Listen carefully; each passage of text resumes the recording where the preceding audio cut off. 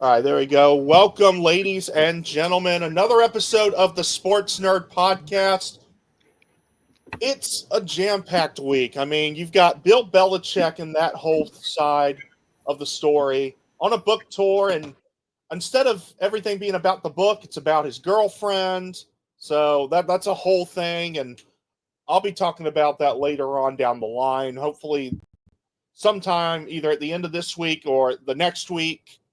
Already talking to a couple of Carolina insiders there. We'll see what happens. But yeah, no, it's been a jam-packed week. We are officially a week after the NFL draft has taken place. The NFL draft that tells a lot of stories, right? My English teacher always told me in freshman year of high school, my English teacher said when you tell a story, there's questions that you always ask, right? Who, what, when, where, why, and how. Who got drafted? 257 players got drafted. When? Well, over the weekends. Thursday, Friday, Saturday. Well, I guess no, Thursday's not even a weekend, but we digress, right? Where? At Green Bay, Wisconsin, ladies and gentlemen. By the way, can we just say Green Bay having the biggest audience since COVID year 2020, when nobody had anything else to watch but the NFL draft.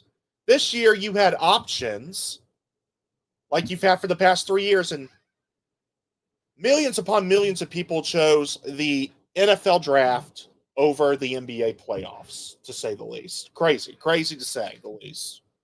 All that to say, it was a crazy weekend, unexpected like the NFL draft is, unsuspected, unusual.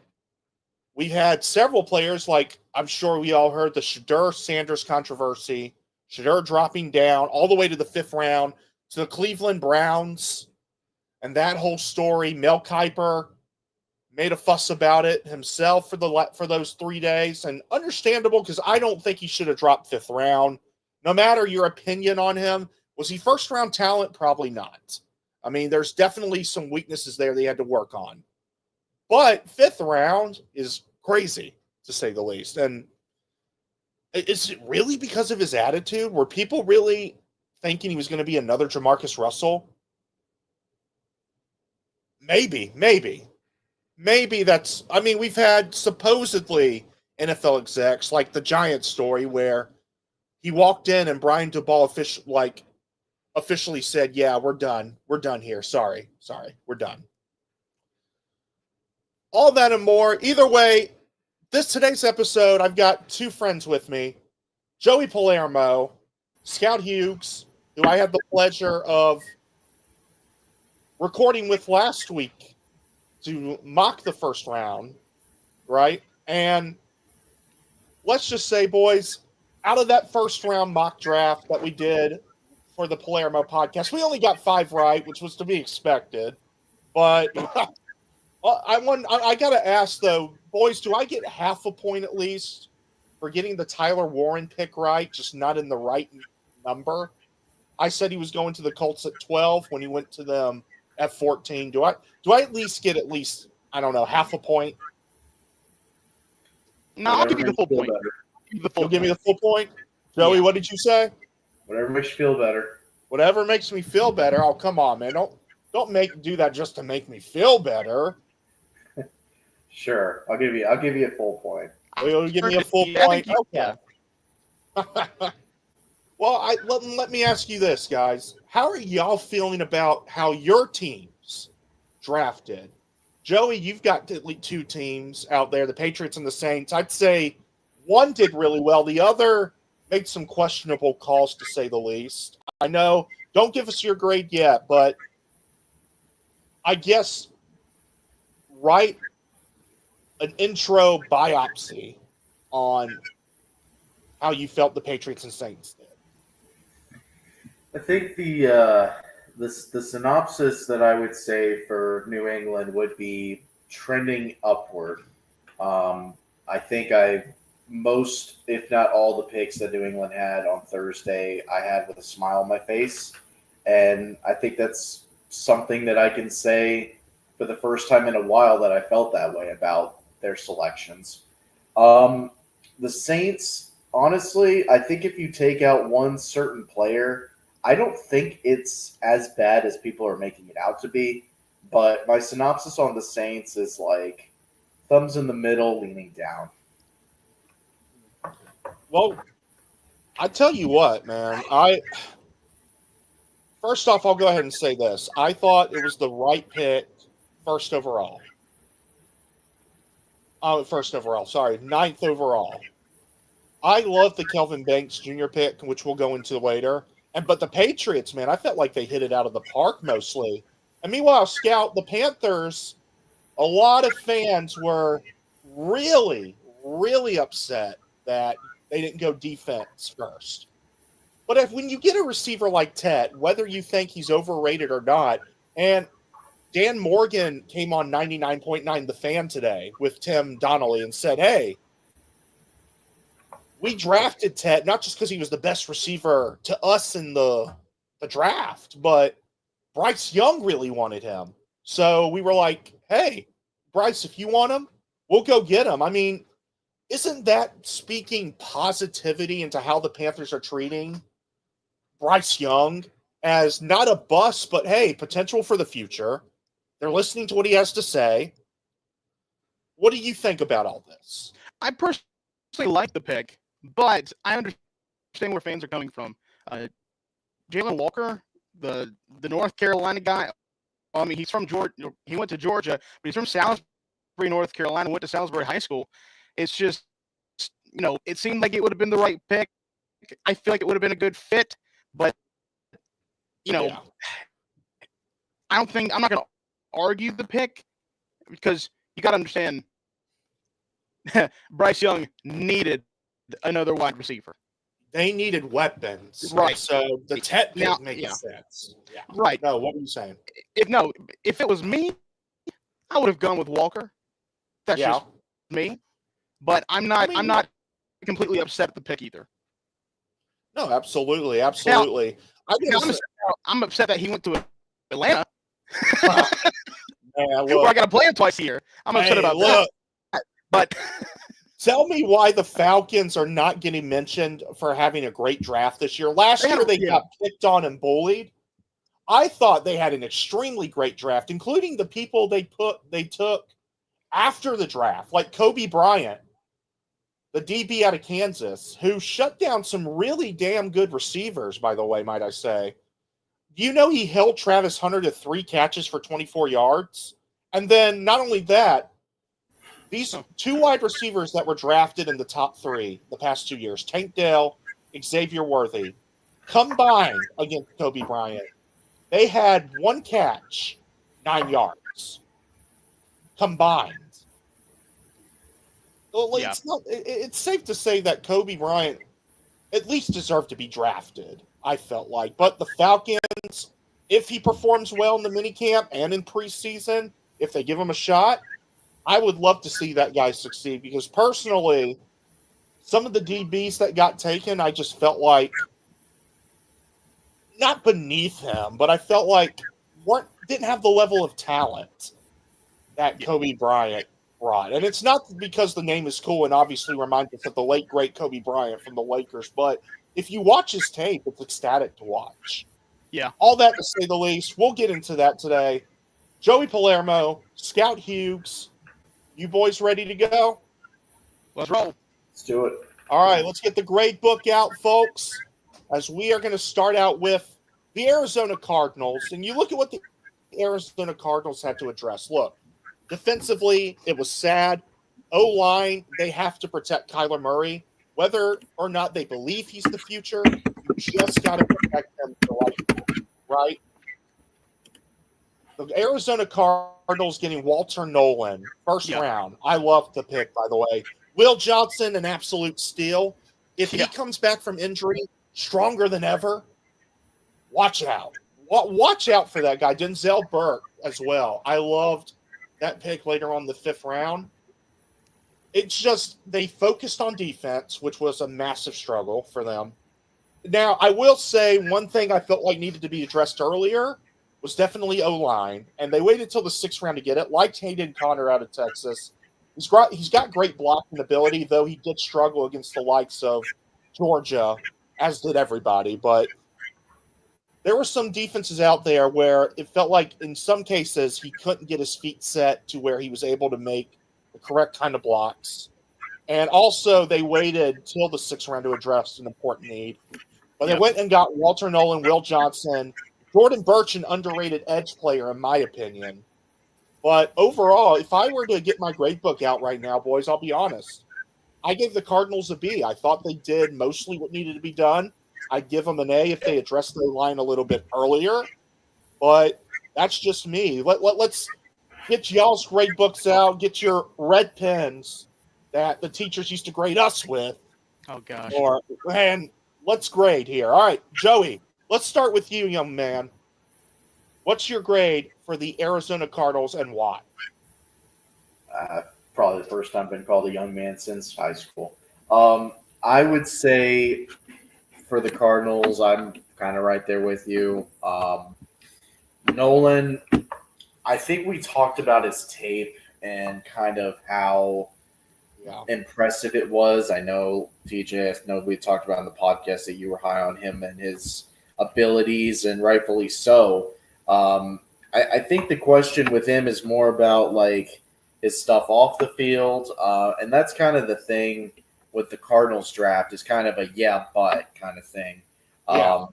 Walter Nolan, he has 6.5 sacks and 14 tackles for loss, but there's concerns about his off the field stuff. Yes, Will Johnson, considered by many people, kind of us included, as the best corner in the draft entering the whole process, but he's also injured. Like he's coming off an injury that made him slide as far as he did. And if he's starting, then great. Absolutely. If he's not, then is what it is. I think that really dominates the first two. Like, yes, the Cardinals addressed need and defense, but they only had one pick offensively, and it was in the 6th round, as you mentioned. So while I agree that with Arizona and most of their picks, I can't really go any higher than kind of what you gave it, TJ. So I'm going to say a B for Arizona Cardinals. All right, Scout, get your red pen out. Get ready. What we got from you? Now, are we being specific? Like, are we talking like B pluses, A minuses? Yeah, absolutely. Whatever you want to do. Look, the grade book is in your power, man. This isn't a liberty grading system, buddy. Oh my gosh. Hey, not your C's get degrees type of grade, Scout. Yeah. Anyway. I think that Arizona really did address a need early, and I understand where you guys are coming from in terms of, well, they only drafted one offensive player, and that was in the 6th round. I still think they got some quality players. You talked about Walter Nolan. You talked about Will Johnson. I think those are two fantastic players. Now, granted, those don't, determine the entire, the grade of how the Cardinals did. If I had to give one, I'll give it a B plus. Give it a B plus. Nice. Okay. So all of us within the B margin for the Cardinals. I think that defensive line, though, is going to be real good. Look, Walter Nolan, Calais Campbell, Josh Sweat. I mean, we forget how great he was with the Eagles, right? They couldn't retain him. And, I mean, you just look at that whole D line. It's stacked. It's built up. There's a lot to it. Definitely something to keep an eye out for sure. DB line. Yeah. Calais Campbell. It stinks that Zaven Collins just hasn't worked out like we hoped. I remember being so high on him, but, it just, unfortunately, it happens. All right, we're going to head over now. Atlanta Falcons. Like I said earlier, guys, I think the Falcons had one of the best drafts. Would I have traded a first-round pick for next year to get back in for a guy that may have been there 2nd round? Maybe not, but Delon Walker, yeah, that's a steal. James Pierce, great pickup.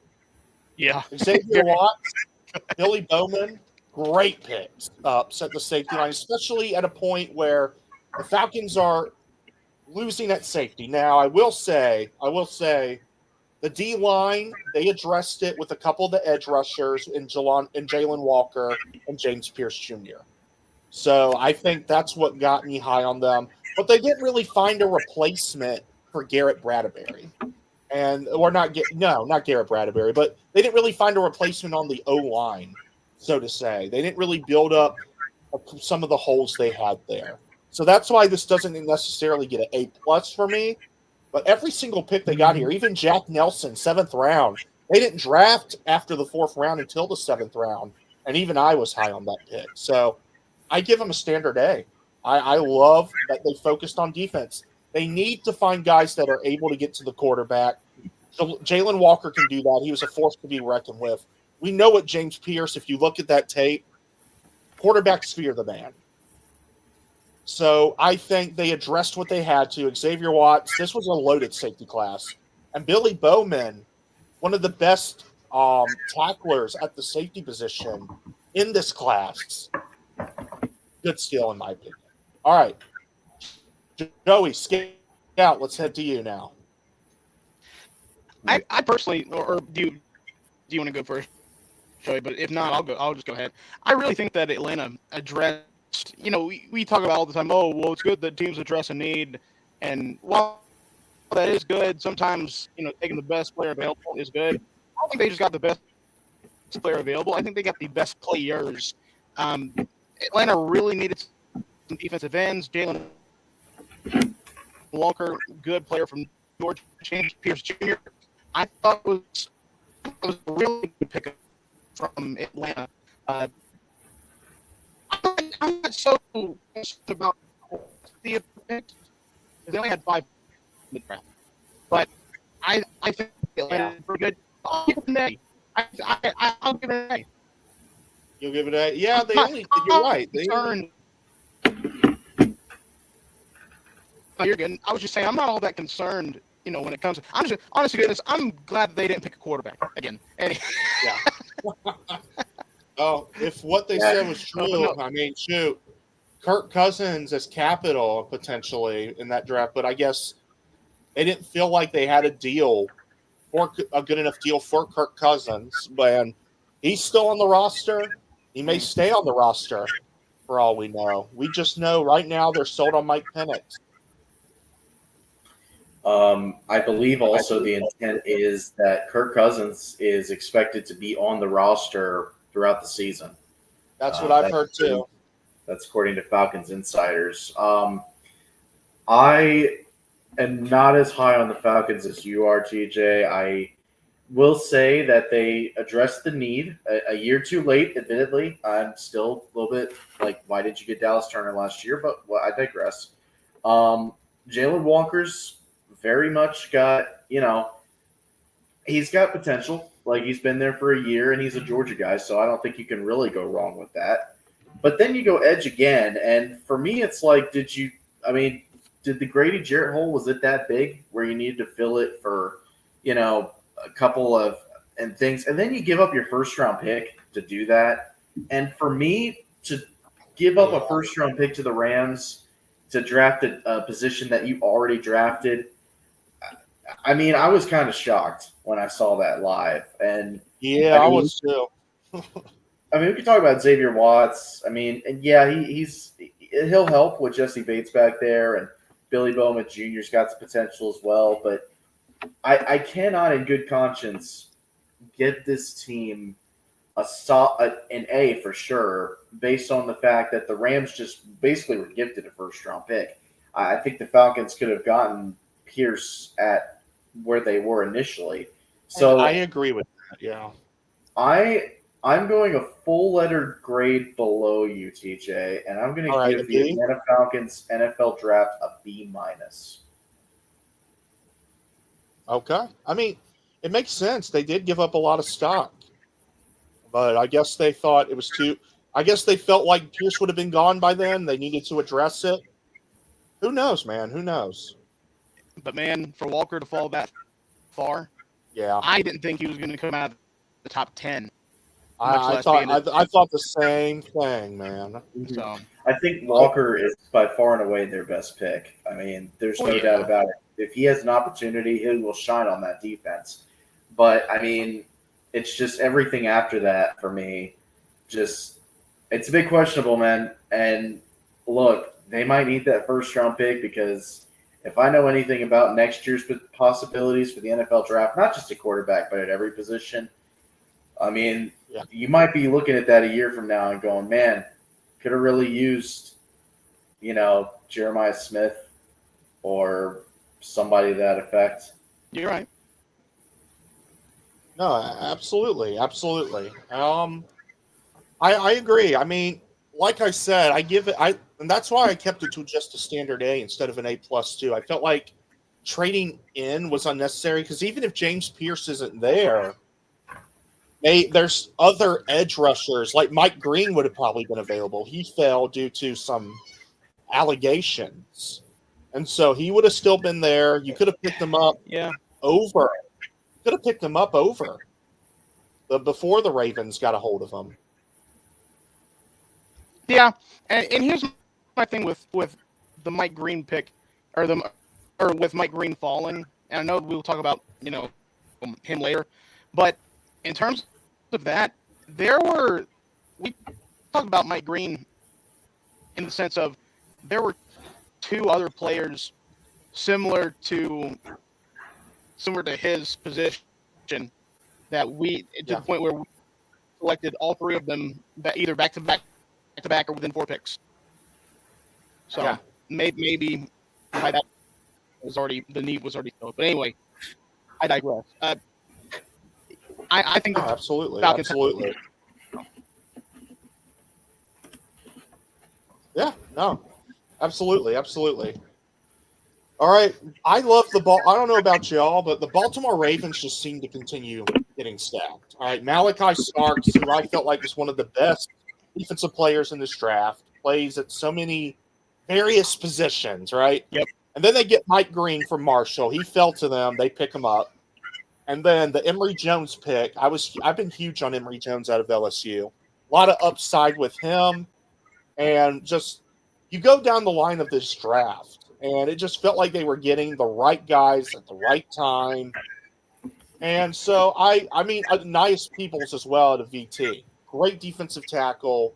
Can hold at least 2 O linemen. It can take on at least 2 O linemen and free up your edges up there. I mean, you look at this Ravens defense alone. There's so much depth to it. And they added a lot to it as well. It's exciting to watch. I think they did a great job personally, enough for me to give them an A-. Honest to goodness, and remember, Peoples did start his career at Virginia Tech. Yeah, he was a Duke guy. He was a Duke guy before he went to Virginia Tech. But no, I think but here's the deal: the difference between Baltimore, how they did in the draft, and how Atlanta did in their draft.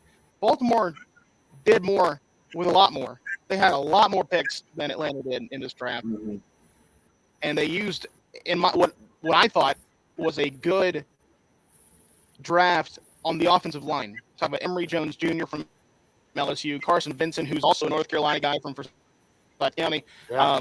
He's from Alabama A&M, and then Garrett Dillinger from LSU. So they got 2 LSU guys. Yeah. Out of that, but I think it was a good draft for Baltimore in terms of providing really a lot of providing key components to how Lamar Jackson can run this offense, and also buffing up your defense as well. In my opinion, the rich get richer. No, for sure. And like you said, they addressed on pretty much every need they needed, which is one of the reasons why I have it high. Now, you can argue and say a lot of these guys that they drafted will more than likely not be on the team. And that's a great argument to make. And more than likely, you're correct. Yeah, because over half of these are 6th and 7th rounders. Yeah, a lot. Definitely. And you're only looking for depth and guys to try out, for sure. I mean, I will say, future Justin Tucker replacement maybe out of Tyler Loop from Arizona. Oh, my gosh. Best kicker to come into the draft. I mean, Who knows, man? I'm not saying that Tucker's not going to be on a team after this year. I mean, I'm just saying, are they prepared? Are they prepared to part ways with what's going on? No. You never know. No. Never know. I mean, between the Mike Green pick and that kicker pick, I mean, the Ravens aren't afraid to dabble in controversy, is all I'm saying. Oh, no, for sure. This is it's a big W for the Baltimore Ravens. It's not my grade. I give it like, honestly, I mean, thinking either A or A minus. Here's the thing. I gave them Nick Emenwari in the draft simply because I didn't think Malachi Starks would fall that far to 27. For them to get the best safety in that draft without moving up is absolutely huge. And to pair him with Kyle Hamilton on top of that, good freaking luck throwing to that safety core in the AFC North. Absolutely. Mike Green has his stuff, sure, but when healthy and when he's right on the field, I think he was like the third best edge rusher in the draft. They have him as an outside linebacker. Like you guys say, the rich get richer. I also really like the Emory Jones pick at the third round. I mean, you talk about a Baltimore defense that likes to run the football. Emory Jones known for his run blocking. So for me, that's a perfect fit. And then you get Moore and Carson Vincent from Bama A&M. I mean, yes, you addressed the Justin Tucker thing and drafted a bunch of skill positions and some offensive linemen with your extra picks. It had 5 picks in the 6th round, too. That's pretty crazy. It's honestly, I think just because of sheer volume and because of the fact that Baltimore, if they traded, it was late and they didn't need to move up or down a lot. For me, this is my first A. Sweet. No, I agree. Yeah, I'll also give this an A. I don't know, but here's my thing. I don't really know what is holding me back from giving it like a full-on A+. But I don't know. Maybe I think very few drafts would be perfect. Yeah, I mean, I agree. I mean, yeah, no, I agree. I think overall, the Ravens added a lot of depth. I mean, you got to remember, it was defense that severely costed them against the Bills, too. So, and then also being able to protect Lamar, your prize piece right there, they went out and did that. I just felt like I said, they addressed the needs when it happened, and yeah, I give, that's why I give it an A. Malachi Starks, I think, gives it an A. Basically, what's so funny is I don't know if y'all heard the Rich Eisen show, but he told Rich Eisen that a team said, what was it? A team asked Starks, like, how would you describe the color purple to a blind man? And I'm kind of wondering if it was the Ravens that asked him that. I swear. What do you say? Malachi Starks, he said, I don't even remember his answer. He didn't go into detail about it. So yeah, no.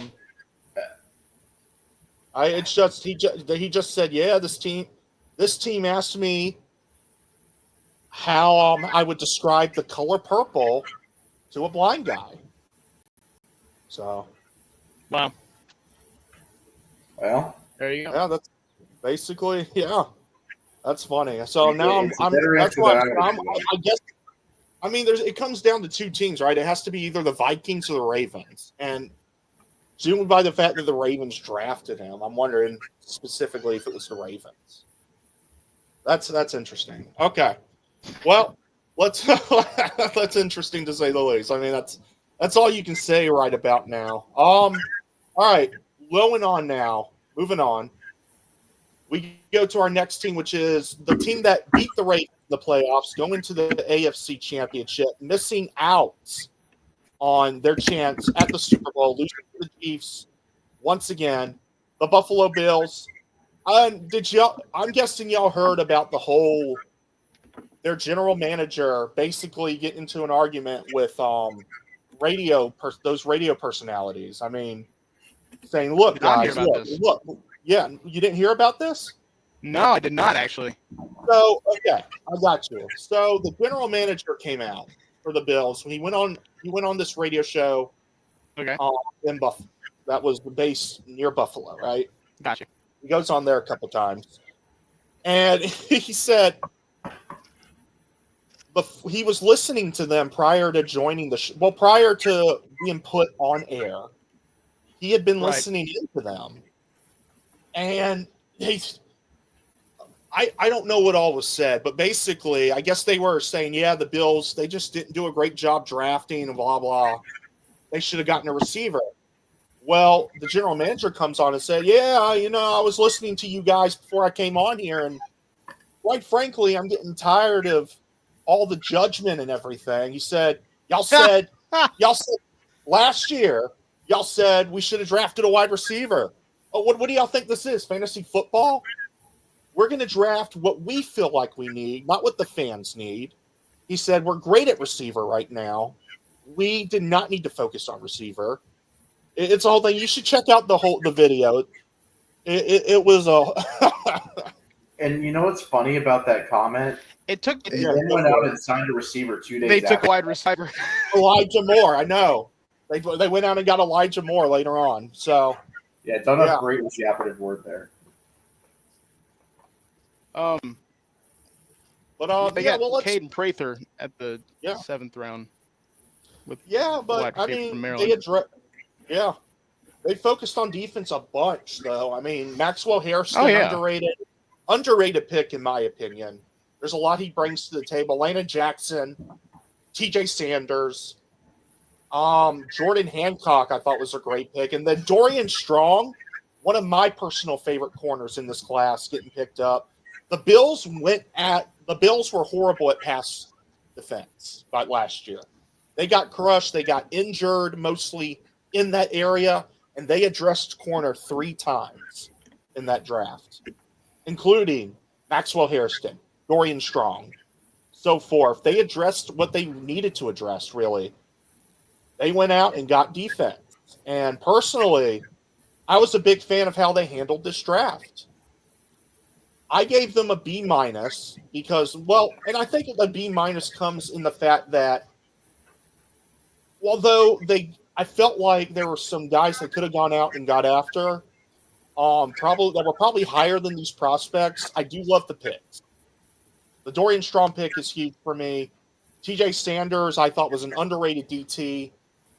Could have snuck in the first round maybe, but overall, I think the Bills addressed what they needed to. I mean, honestly, I might change my grade. B+. B+, I think. That's a bit of a shift. Yeah, a bit of a shift, but. Well, I think the Bills did their homework on the SEC. If their draft order was any indication, their first 4 picks were from Kentucky, South Carolina, Arkansas, and then Kentucky again. And then they went and got a defensive back from a national champion in Ohio State. So I guess you could say that they've studied a little bit and done their homework. But at the end of the day, they have pick number 30, and they did the best with what they could. They got the Kaiir Elam replacement, which, was he that bad in Buffalo? He's Dallas's problem now. I don't know. I think Kaiir Elam was kind of thrown into the fire. He was more of a project corner that ended up being a CB2 and a defense that expected to compete for a championship. So I don't know what they expected to do with that. But you've got Maxwell Hairston, Jordan Hancock, and Dorian Strong now in the secondary. And, I mean, you just kind of hope those guys can perform. But I think just because of the fact that they, their picks were what they were, they drafted low, which makes sense. So, that it's a good team. You pick low. But I think they focused on defense. They did what they needed to do. It wasn't sexy. It did the job. So I'm going B- for the Buffalo Bills here.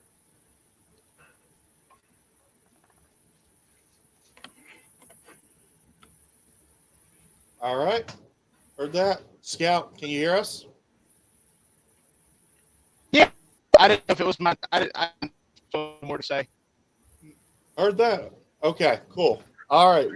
With that said, go for it. What's up? No, I was just going to say that's probably where I had him as well. I'd say probably B or B+. B or B+. Yeah. Makes sense. Yeah. All right. Hold on one second. My computer's acting up, boys. Sorry about that. All right. We digress. All right, let's go to your Carolina Panthers then. Let's go and talk to you about your Carolina Panthers. Oh boy. Well, I mean, I think they did fine. I mean, Nick Scourton dropping to him was perfect. Trevor Etienne addresses an injured running back core, though. My fear for Trevor Etienne is that he gets hurt too much. I loved the Jimmy Horn pick, personally. 6th round. Yeah, I do too. I really, yeah. I thought the Colorado receivers getting drafted was huge. I'm a fan of the Panthers draft, but I think it's more important to hear how the Panther fan himself feels. Because, like you said, you ready for my grade? Yeah, go for it, bro. Why don't you go first? I'm giving it a C. Maybe a C plus. As much as Tet, people say that Tet was the best wide receiver in the draft. He was not the right pick at all for the Carolina Panthers. He just was not. And Walker was right there for the picking, and you kind of made it up. You kind of made up for it by getting 2 edge rushers in the 2nd and 3rd round on day 2, but that doesn't really help the blow at all. Yeah. I mean, I hope Ted's a great receiver, and I hope he makes up for it. Now, I'm really high on Jimmy Horn Jr. I thought that was a great pick in the 6th round. But other than that, I'm excited by the ETN pick. He brought up some injury history, but for me, it's a C. To be nice about it, I'll give it a C plus. I wasn't, because honest to goodness, when I heard Tet's name called, I wasn't like, this is great. I said, interesting. All right, boys, we're gonna hold up. Joey, before we let you go on, I'm gonna put you on the green room. Lake Lewis is joining the show. He's got only a couple of minutes with us, so I'm gonna add him to the show. I'm gonna put you on the green room. First off, Lake, thanks for joining us, man, on your busy schedule. I appreciate it so much. No problem, guys. And I forgot that I had to do a TV spot that I totally forgot about. Hey, it's fine, man. Hey, look, the fact that you're, like I said, the fact that you're able to do this, that you're willing to do this is an honor in itself. So appreciate you for joining. Lake Lewis, who you can find at my workplace at VTRN on Trey Lyle's show, The Morning Warm Up. You see him there every Tuesday morning. Lake, first off, what a time to be a Commanders fan. I mean, my family personally is Commanders fans in general. Most of my family is. My mom, my brother Michael. They're excited for this. The whole fan base is. And I think after seeing the designs for RFK Stadium, it looks amazing. So I think personally, that's what I'm excited for, because it just felt like FedEx Field was unfortunately not getting the renovations it needed. It wasn't bringing in the crowd. And now you've got a lot of Commanders fans under the new ownership, now that the team is under, really excited for the stadium to come in 2030. Can you talk about the design and everything and how you feel like this will bring in more of a capacity than FedEx has in the last few years? Yeah, I mean, it's obviously an exciting time if you're a Commanders fan, supporter, even media like myself. A stadium does a lot for a city. Obviously it brings jobs, to people who need them. It brings money. It helps the economy. And then if your product on the field is winning and doing well, it's just going to, make things even better. And everyone knows that Washington was playing in a stadium that was a rushed stadium when it was built, back in the 90s. And at the end of the day, it was out of the city. So, for that team, for me to cover them pretty much every day from a practice standpoint in Northern Virginia, and then on Sundays have to drive to Maryland to see them play and have to go through the city to get there. They had nothing to do with Washington over the last 35 years. So for them to be able to get back into the city, and not just anywhere in the city, but to get back where their best days ever, the glory days were at RFK, to be on the grounds, it's very fitting that they're going to end up there. Some fans were concerned because in the design frame, Mm-hmm. it's a glass dome ceiling. Yeah. And we all know the Cowboys, Jerry Jones was criticized because of how much sunlight is able to come into AT&T Stadium and practically blinding some of the players on one side of the field. But are they going to maybe have have like an opening, a door that closes over the glass if the sun's really bright, depending on weather? Do you know? Yeah, I don't think so. I think this is going to be very similar in structure. Not so much the whole thing, but as far as the roof is concerned, Yes, it's sir. similar to what the Vikings have. And the Vikings have a translucent, dome stadium with the roof where the sunlight actually makes the stadium look pretty cool if you've ever, been to the stadium. And it's because I think 70% of it is see-through.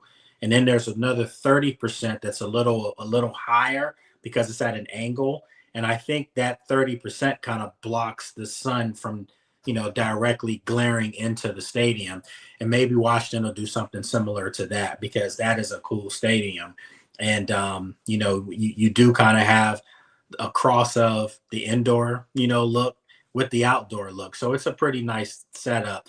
Regardless, I've had a lot of people ask me, well, if they're going to have a see-through glass ceiling, what if snow piles up on it? Or if it rains, are you going to hear the rain? You won't. I mean, these are hard plastic materials, and obviously they're not going to have it straight across where Right. cave in. No, it's going to be at slopes. And then they'll probably have like a surrounding area that's built part of the stadium that no one else sees, where the stuff can slide and fall down and not hit fans. Sure. So yeah, it's going to be pretty cool. You were there at the unveiling. Candace Waller, who joins Ed's show, was telling us that it was a huge, great celebrational event. She said one thing that really caught everyone's eye. The legendary John Riggins showed up to this event. And John Riggins was quoted saying, "As long as Snyder's in power, I don't want anything to do with this organization." Yeah, absolutely. So now John Riggins is showing up now that Snyder is gone. It's amazing to see how much change in the culture is happening. From your perspective, what have you seen as far as the culture with Washington since Peters took over? Oh, I mean, it's you can't even say it's night and day. It's almost like being born and dying. I mean, I hate to say it, but I mean, it is such a stark contrast. The Snyder days, I don't even really need to go through it. Everyone knows it was just terrible. But Absolutely. since Josh Harris has been the owner, he's made the organization modern, for one. This is a modern outfit. This is the way things are supposed to be done. The metrics, everything they use, and then the people. He did his due diligence and found good people, like to the core, good people who treat people well. And I was just saying this on my radio show on Tuesday that I this will be my 16th year. I spoke to Dan Snyder one time in 16 years. Well, 14 years, because he hadn't been there the last 2 years. And I didn't get a response when I did speak. Oh, boy. Yeah, I've spoken to Josh Harris. I mean, when you see him, he speaks to everyone. It's not me, it's everyone. Right. And these people know you by your first name. They know you on a first name basis. That's how they address you. That's how they talk to you. And it just makes you really feel like you are a part of something. As media, we've always felt alienated, like we just happen to be covering that team. But a lot of us now are slipping up sometimes and saying we. Yeah, that's how they treat us. And it's just a great thing, man. The culture trickles down from the top. That's just how it works. So now look at what he's done. Look at what Josh Harris has done. I actually said on my show on Tuesday that Josh Harris is what Dan Snyder was supposed to be, or Dan Snyder wishes he was Josh Harris. And, so that's the thing, when you treat people well, they want to do for you. They want to produce for you. And, just looking down at the players, quality guys, high character guys, no divas, prima donnas. It's none of that stuff now. So it's just fun times, man. It really is. Washington, you talk about the culture and the change and everything. I mean, you look at how special this team became. No one expected Washington to blow up the way they did. And right now, the best way to describe Washington, you described it perfectly the other day on the Fast Lane. Look, this team, where they're drafted right now, they're with the big dogs right now. They're winning up with the big dogs. They don't feel the need to draft up and get a big brand name right now. They just need to continue adding depth. And Yep. I was a fan of the Josh Connerly pick, personally. I know people will say it's not the most exciting pick, but it was needed with Cosme injured. Wiley's supposed to be a free agent, if I'm not mistaken. And then they go out and they get the wide receiver out of Virginia Tech. Yeah. Overall, I just felt like they had a great draft. But from your perspective, and I don't know how much you've touched on in your show, I'm sure a lot, but how did you feel like the Commanders did draft-wise now that they're a top dog in the back with the Ravens and all them? Was it suffice? Oh, yeah. No, this was, to me, I think they had a top 5 draft with just 5 picks. I gave them an A-. The only reason I didn't give them a higher grade than an A- was because they didn't have a lot of picks. So I know, right. Adam would say to me, "Hey, man, what are you talking about? You still could have given us a higher grade." I mean, all intents and purposes, they had an A grade. They nailed their draft picks. And these aren't guys that are going to be projects and you got to wait for 2-3 years. No, they're going to hit the ground running. And, you may have 3 starters out of this group. There's no question that Josh Connolly is going to start at right tackle for opening day for week 1. I think Trey Amos is going to start week 1 as well, opposite Marshawn Lattimore. And Mikey Sainristil will be in the slot starting, of course. And then, when you look at Jalen Lane, I mean, he could very well be your third wide receiver. There's going to be competition for that. But even if he's not your third wide receiver, he's going to be a guy that gets on the field a lot and be kind of like a Deebo Samuel Jr., a Swiss Army knife that you can move all over the field because that's what he does. And then, if you think about Medrano, from UCLA, Kane Medrano, I mean, I remember being in Indianapolis at the combine and watching this guy just blaze up the field. And I'm like, this guy looks like a safety. That's how fast he was moving. So they're going to have him be like a Swiss Army knife on defense as well, where he can play some in the back end. Obviously, he's going to be a linebacker, but they're going to utilize this guy's God-given ability, which is sheer speed. And then finally, Ja'Cory, I think when you look at him as a running back, this guy was a home run running back, Krosky Merritt. And I think that when you watch his film, you can see he has something that Washington's running back room did not have. And that's just the ability to take one to the house. And I think now if you add him to Brian Robinson and Austin Eckler and, maybe Chris Rodriguez, I mean, they've got a nice back, somebody's going to be the odd man out of that backfield. Right. Obviously, it's not going to be who they just drafted. So no. I think, if these guys show out in training camp and then through preseason, you're going to have some starters out of this bunch. Like, you touched on the running game, Swiss Army knives, you've mentioned as well. Deebo Samuel can be sort of a Swiss Army knife. Do you think that Dan Quinn is going to have some plays where Deebo can play wide receiver screens or wide receiver runs or sweeps? Yeah, of course. Yeah. I mean, that's the thing with this coaching staff and even with Adam Peters, they want versatility. They want guys that can play multiple positions. And, people were like, well, why are they drafting Josh Connerly? And he was a left tackle in college. That's because you have a Pro Bowl left tackle now, Laramie Tunsil. So it doesn't mean because he can't play over there, he can't play on the other side. Of course, it's sheer talent is going to be where you put guys. So I think, when you go back to Deebo Samuel, that's what he did in San Francisco. His best year when they went to the Super Bowl 3 years ago, he was everywhere. I mean, they were turning around and handing him the ball in the backfield. They were running bubble screens. They were running deep routes with him. I mean, he did just about everything. And I'm going to say it, no offense to Brock Purdy, but he did it without Jaden Daniels. So now that's another facet that people aren't even accounting for, where you line Debo up.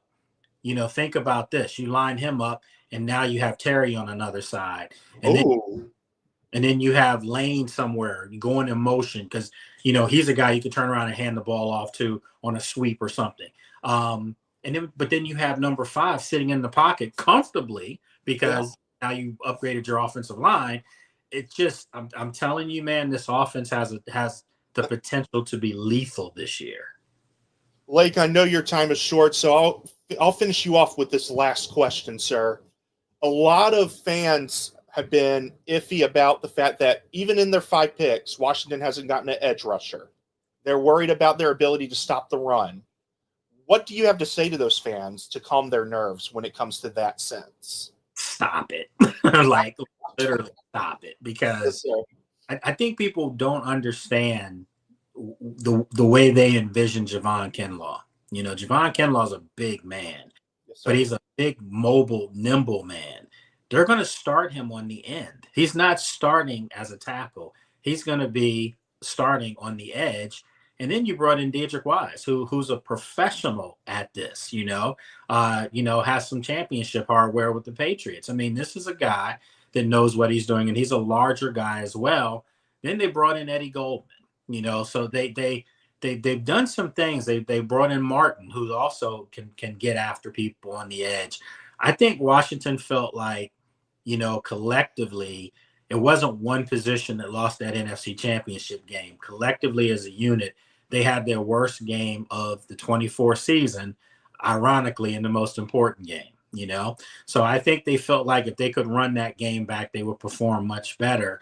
And they've upgraded the roster tremendously since that game. So you can't depend on one position to think it's going to change things. And I do want to say this to a lot of people too. I think if you look at the quarterbacks in the division, the quarterbacks in their division run. That's what they do. Dak Prescott, maybe not so much, since he had the ankle injury. He's more of a pocket guy. But I don't think anyone's losing sleep over Dak Prescott, getting them to a Super Bowl. I mean, I'm not being rude if you're a Cowboys fan. I'm just being honest. You haven't been in the Super Bowl since the 90s, so just deal with it. So, So with that said, the Giants are a mess right now at quarterback. It'll probably be Russell Wilson. And then, of course, we know the Eagles, Jalen Hurts, top 5 quarterback, in my opinion, because he's productive. And he's a Super Bowl champion, Super Bowl MVP. But he's not a guy that's going to drop back in the pocket and scare you at all. He's a guy that will take off on you and make plays that way. So what they did was, in Kinlaw and Dedrick Wise, and also Dorrance Armstrong and John Baptiste, the kid from Notre Dame, they're expecting some things from him in his second year. I think they feel like they have enough guys to contain people and get a pass rush. And that's where these linebackers, the Jordan McGee's this year, a lot of people don't know about, Dominique Hampton, Cade Bendrano, these are going to be those speed guys. Mikey Sammerstow was great in college at Michigan at blitzing the quarterback. Now you can put him in a role where he can do that a little bit more because they're not going to need him to drop back with receivers because now you have 2 press corners on the outside now, Amos and Lattimore. So I could go on and on for days, but just to tell those fans, relax. These guys have a plan, and Rome wasn't built in a day. Amen to that. Look, Lake Lewis Jr., NFL and Washington Commander insider, and has his own show that you can check out on YouTube, Apple TV, Spotify, anywhere you listen to podcasts. Lake, thank you for taking time to not only calm Commanders fans' nerves that do listen to this show, but for taking the time to just talk to us and giving us out your knowledge. And we're excited to see the Commanders and their upcoming season, man. And I can't wait to hear you more on Trey Lyle's show, man. Always a blast. Man, I appreciate you having me on, and sorry about the time constraints. But yeah, next time you have me on, I'm willing to stay on as long as you need me. Yes, sir, boss. Thank you. Have a great night. All right, take care now. You too, man. Lake Lewis joining us on the show. We're going to bring back Scout and Joey Palermo. Guys, thank you guys. Sorry about that, but some great insight right there, don't you think? I mean, look, the culture in Washington, it's changing, man. And fans are excited. I mean, Goodell, when asked if they were going to host a Super Bowl there at the new RFK Stadium, he said, absolutely. We're going to have a Super Bowl potentially, unless the world ends, in Washington, D.C. How awesome is that, man? It's great. Scout, you are muted, man. I can't read lips.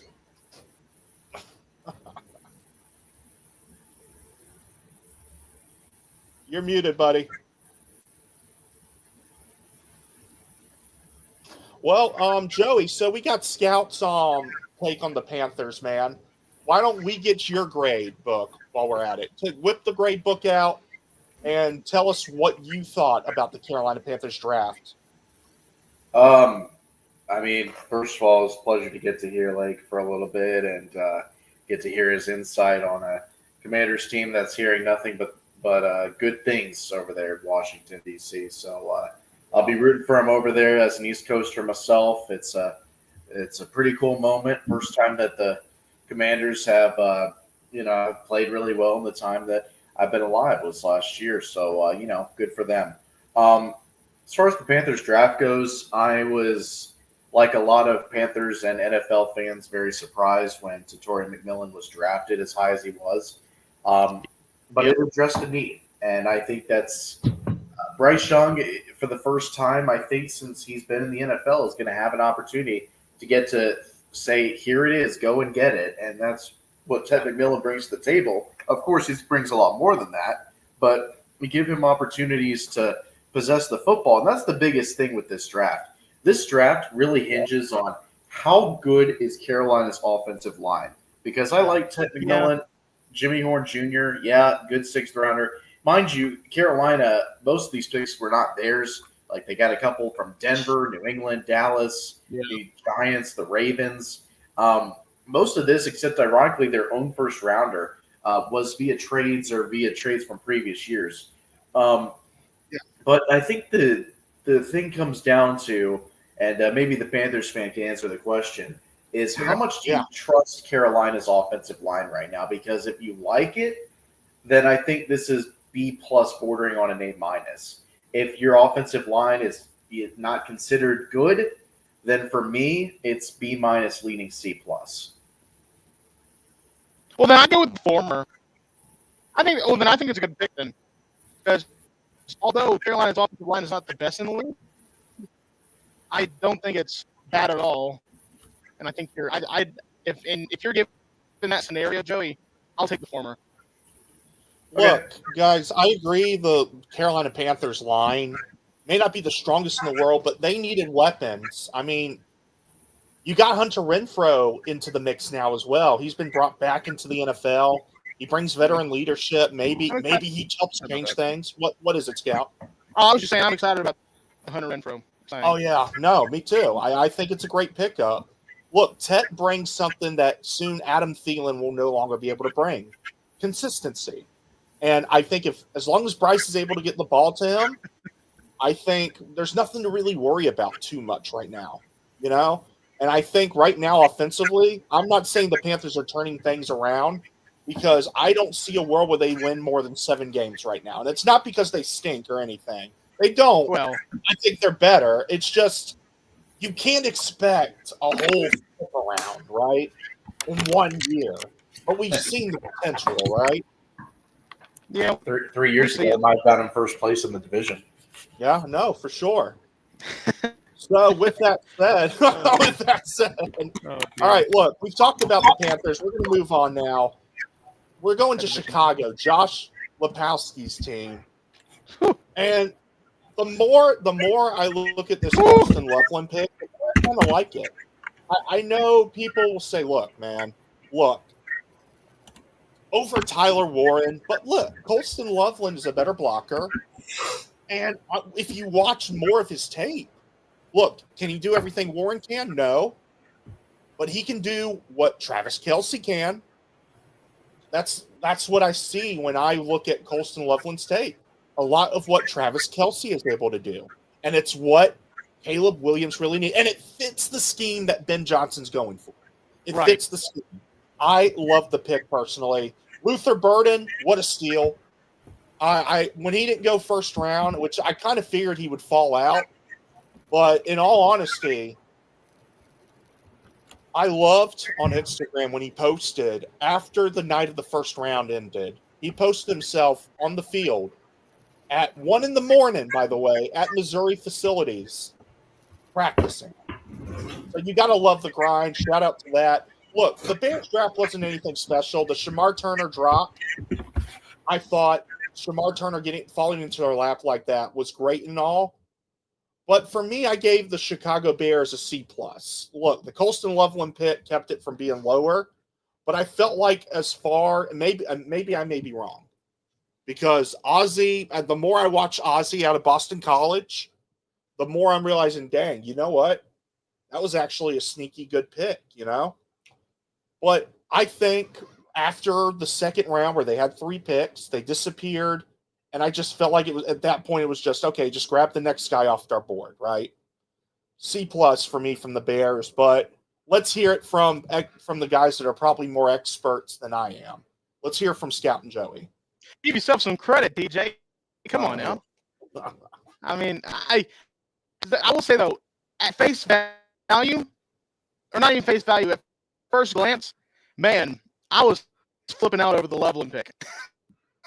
And not mainly because like exciting.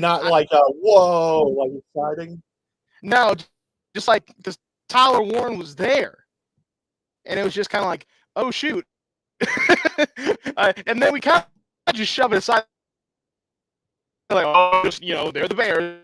But, I'm kind of in the camp of you, TJ.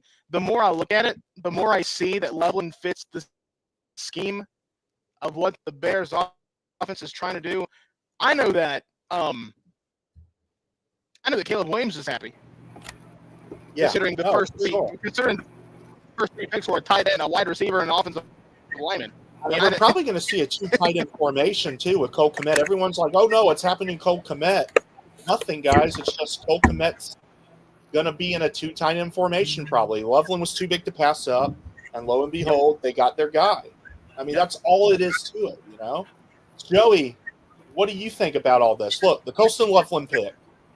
I think if the more you look deeper into it, the better the pick is. And I'm sure if Josh was here, which I'll have to text him and get his opinion on it again, but I think the more you look at it, the better the pick is, you know, than it was at first glance. I understand where you're coming from. I understand where everybody's coming from. But you do realize, like, first of all, the division they play in. I mean, some of the receivers that they got to deal with, some of the quarterbacks they got to deal with. They're dealing with a Detroit team that's going to be hungry next season to get to the Super Bowl because they feel their windows open. Personally, wasn't a big fan of the Colston Loveland pick. I think you could have addressed bigger needs in that pick. I think you could have even traded down to 13 and gotten Colston Loveland and gotten a good haul in return and more draft picks. I didn't like the Loveland pick. Now, that being said, Luther Burden in the second round is a really good, really, really good pick. Listen, we're talking about a guy who was considered at the start of the year the best receiver. Some were calling him the best player in the draft, and he fell down to the second round. Now, some of that is off-the-field concerns. Luther Burden led the entire college football world in unsportsmanlike conduct penalties last year. Now, he's got to clean that up. Ozzie Trapilo from Boston College, more help for, Caleb Williams. Listen, I don't hate this draft, but the first round really turned me off. I think the Bears could have capitalized on their assets or addressed bigger needs, and they didn't do that. So for me, I cannot go any higher than a B- for the Bears. Look, it's better than my grade. I gave them a C+. Look, I do think the Bears have done better this offseason, though. Over the offseason, they went out and got an O-line. They've addressed the D-line, and then they got some backups to go in from this draft. If Luther Burden cleans up his act, Here's the ceiling and the floor, right? Okay. For Luther Burden, right? I see the ceiling for Burden as high as Stephon Diggs, which is a good thing, right? But the floor right now, the lowest I think Luther Burden can go is Justin Blackmon. Really great talent, but like you said, off the field issues. If he doesn't clean up his act, he could be another Justin Blackmon. Who knows? I could see him being a DK Metcalf. Similar build, similar style in the way that the Chicago Bears could use him. This is also a team that will probably look to give him the reps that Keenan Allen was not going to get. I'm there with you. I mean, it's a boom or bust pick, but considering we're talking about that in the second round talent, I'd be a bit worried if I were a Bears fan listening to that, just because, I mean, look, Caleb Williams got to get some receivers, and Burden's got all the potential in the world, but if we're comparing him to, the boom or bust pick that we have, then I don't know if I'm that high on Burden now. Well, okay, if his ceiling is DK, that's good because he's got a great vertical at that point, right? Hey. Go for it, Scout. Let's hear your input. I feel like you've been around. No. I was kind of wanting the same thing you were, TJ, because I just kind of wanted more of an explanation if his ceiling was DK. I think that's a good ceiling. Yeah, that's what I'm saying. Look, DK, off attitude-wise, look, a guy that throws a punch or a shove once in a while, not the greatest thing in the world, but shoot, come on. If his ceiling is DK Metcalf, I mean, shoot, you're getting a pretty darn good receiver right there, then. You're right about that. Oh, man. All right, let's go to Cincy. Look, Cincy has to take the Kansas City approach. You've done all you can on offense, right? You re-signed your number one tight end. Both of your receivers got big extensions. Your quarterback of the future is good to go. You're averaging damn near 40 points a game, right? But then you look at your defense, right? You've got Jermaine Pratt, Trey Hendrickson, both ready to get out of Cincy, right? And then you look at it and, oh no, Sam Hubbard, my other guy on this other side of the D end, has just retired. Trey Hendrickson is approaching 30 and he wants out, right? So what do the Bengals need to do? Well, the Chiefs approach, right? What's the Chiefs approach? Hey, we got a darn good offense, right? We got a great offense. We need to address defense. Like you look at the George Karlaftis pick from our first NFL draft show back in 2022. He's turned out into something good. Look at the Nick Bolton pick. Pretty darn good. They signed him for an extension as well. So now you got to think, what are the Bengals trying to think here? Look, we pay all of our own offensive guys, right? We've got to go out and draft defense because we're not going to be able to stop anybody. We can put up 50 points and allow 50 points. That's how we lost to the Patriots in week 3. That's how we blew it against the Ravens twice in a row when we had the lead for most of the game, right? I thought the Bengals horrible grammar on my part. I thought the Bengals addressed defense pretty well. Jamar Stewart was one of my favorite players in this draft. Went out and got him. Demetrius Knight Jr., a lot of people have overlooked him. He's a complete linebacker. Does everything you need him to do. He's got an instinctive kill factor. Great tackler.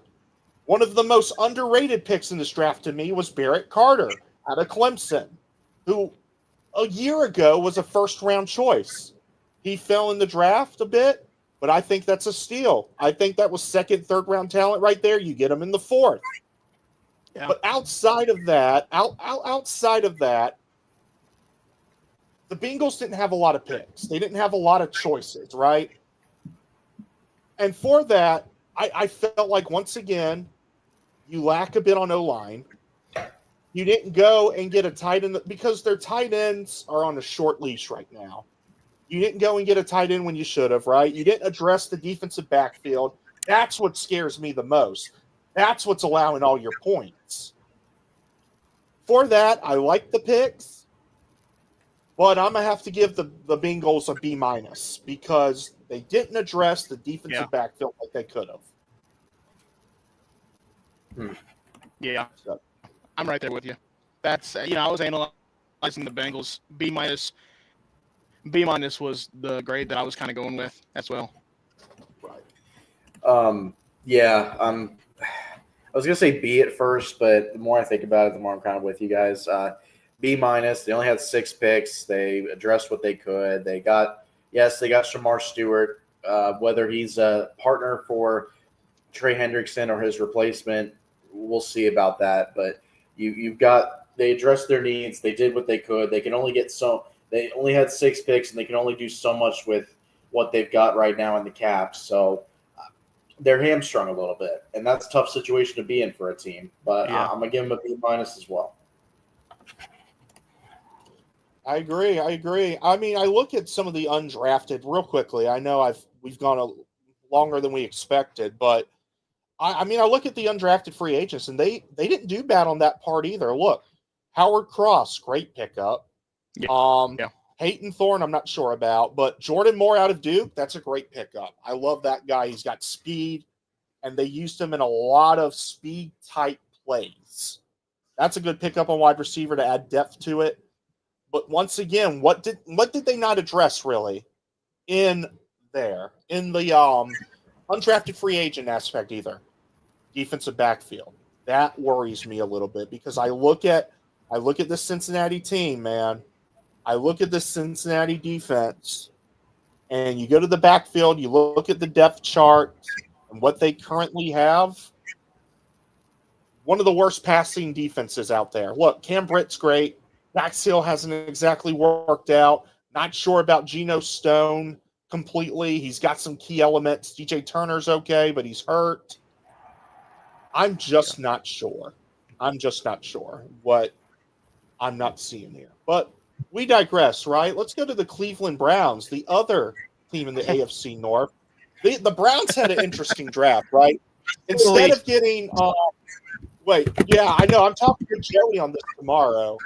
So we'll have that episode out later on. I can't wait to hear Keller's talk about this because, oh man, did he have some to say. Oh, buddy. What?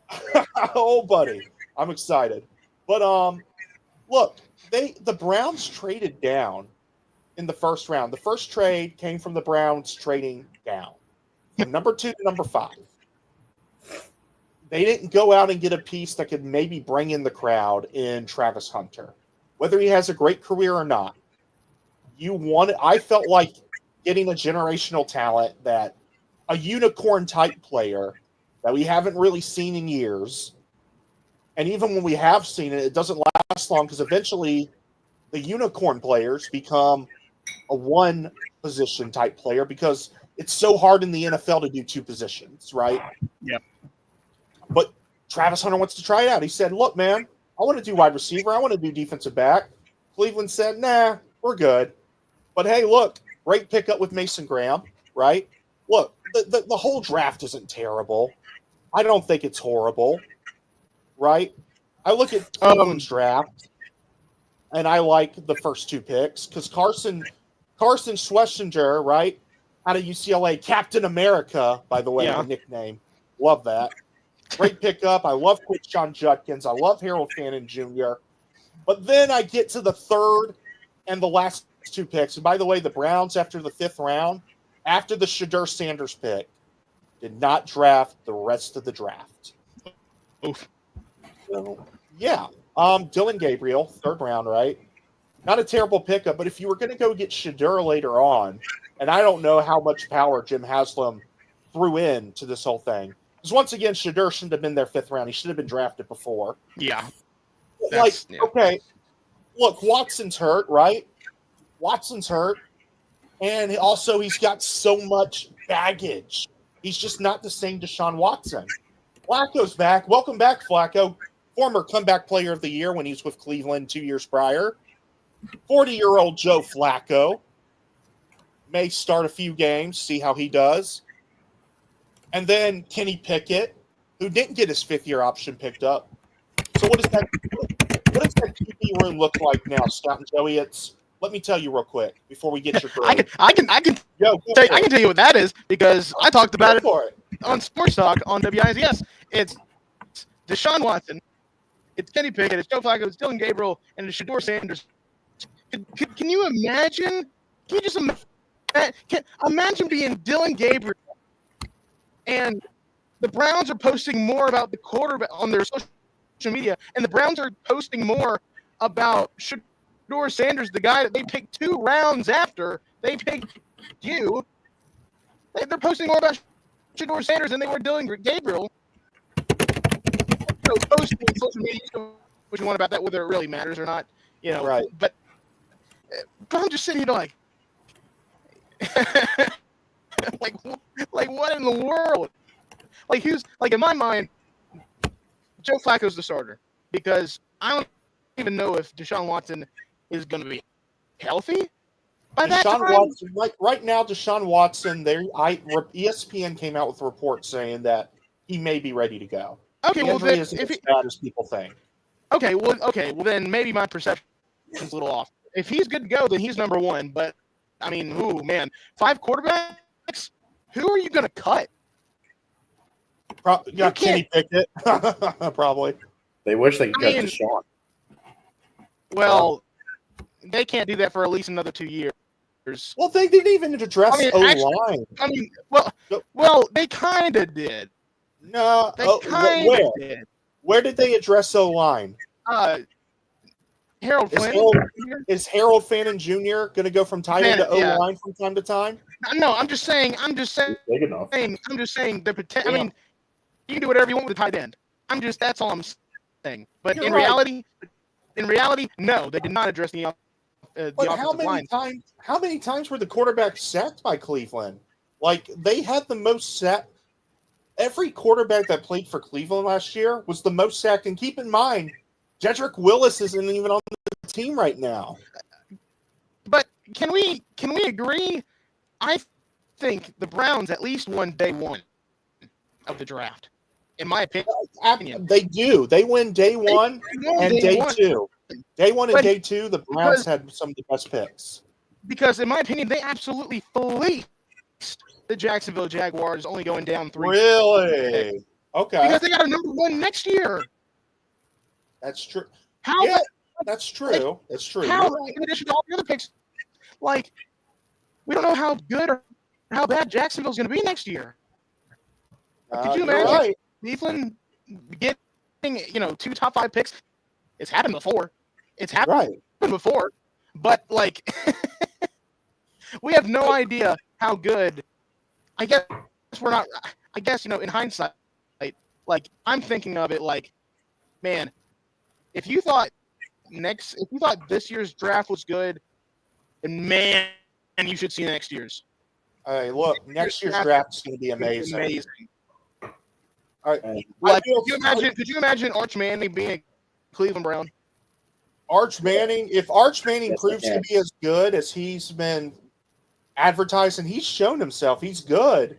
But if he's as great as being advertised, I want to see him play a full season, which we're going to see, obviously. Well, he's going to. He's going to. Yeah, I know. Quinn Ewers, he's in Miami. Quinn should have stayed in college. He should have. He should have stayed in college. He really should have stayed in college. And that's the frustrating thing about it, because he should have just taken Notre Dame's deal. Longhorn fans would have understood. Really would have. I digress. I digress. But going back to the quarterbacks in Cleveland, it's just man, oh man. Who you talk about a locker room? Didn't his dad didn't Coach Sanders say something like he was interviewed about where he wanted his son to go in the draft, or his sons to go on Tubi on several occasions, even on Tubi. And one of those places that was brought up was Cleveland, and Coach Sanders just started laughing. Yeah, and it's just ooh, ooh. Of course, but I will say, yeah. Can I just say, can I give props to Shador for how he's handled it? Instead of being maybe he has been angry behind the scenes, and he has every right to be. But guess what he's done? He's looking for an agent. Shiloh went out and got an agent. They said, "Hey, look, we're gonna hardball this without an agent." Ooh. That didn't work out well for either of them. The So only play- Shedeur has come out here as humbly as he possibly can and says, "Look, I'm just glad to be a Cleveland Brown. I'm not going to tell teams they're going to regret it. I need to get out there and show myself because clearly, I didn't show myself enough." And now he's going out to schools. He's going out in the community. I will give that props when props are due. I think first off, the Shedeur hate's overforced, but at the same time, I understand that GMs were torn off supposedly by his attitude. Right. His cockiness. If we were to judge players by their cockiness, Johnny Manziel and Baker Mayfield are not first-round draft picks. Yeah, they are. Yeah. The Browns still would have drafted them. Browns have no idea what they're doing. This team drafted better stop. Brandon, You better stop. You expect them to make competent Stop before you get in decisions trouble, over Joey. there? Oh, Oh my But gosh. but here's the deal. Here's the deal about that. If that's true about his attitude and about the interviews and whatnot, then that's completely justified. That is justified. I The believe attitude, yes. if what people are saying is actually true, Yeah. then yeah, I think it's justified. But for people that don't know, I'm taking it for what it's worth. I don't think it was justified. Now, I think it was funny that he went to Cleveland anyway, Yeah. because people were saying, "Oh, well, Cleveland needs a quarterback, he might go to Cleveland, whatever." Anyway, we move on. Okay. Well, let's give them the grade. I gave them a B plus. Look, I felt like they did enough. I feel like they don't get an A because they didn't dress O-line. I'm so worried about that O-line. You've got a 40-year-old Joe Flacco probably going to start for this team, and your O-line isn't as strong as it used to be. The Browns really built a decent O-line, but last year, just it looked horrible. And like I said, Jedrick Willis may not be a Brown, and so you got to wonder, okay, why didn't they address this? I mean, DeJuan Jones, he's been all right. Wyatt Teller, okay, fine. But then, I mean, I look at the other guys. What's been great about them, And I hope I'm wrong. I love getting proved wrong. I love eating my own words. Just like I told Ed Lane, hey, look, if you don't do well in this 5K, man, I'm gonna call you out for it on your own show. But I hope Ed makes my own words. that's on it. That's live. I was gonna say that's tough. Yeah. That's Joey. fun, Joey, let's get your grade, man. Let's get your grade. I feel like we're stunting too much here. Well, I just want to say, while we're talking about stuff on the record, I was right. I said since August, Shedeur Sanders was going to be a Cleveland Brown. It wasn't what I expected it to be, but he's a Cleveland Brown. Yeah, absolutely. It's not about the journey; it's about the destination. And he's a Cleveland Brown. And you know what? I've said that for months. Anyway, this is not about harping about this. Look, as far as Cleveland, I'm going to say the first 2 days.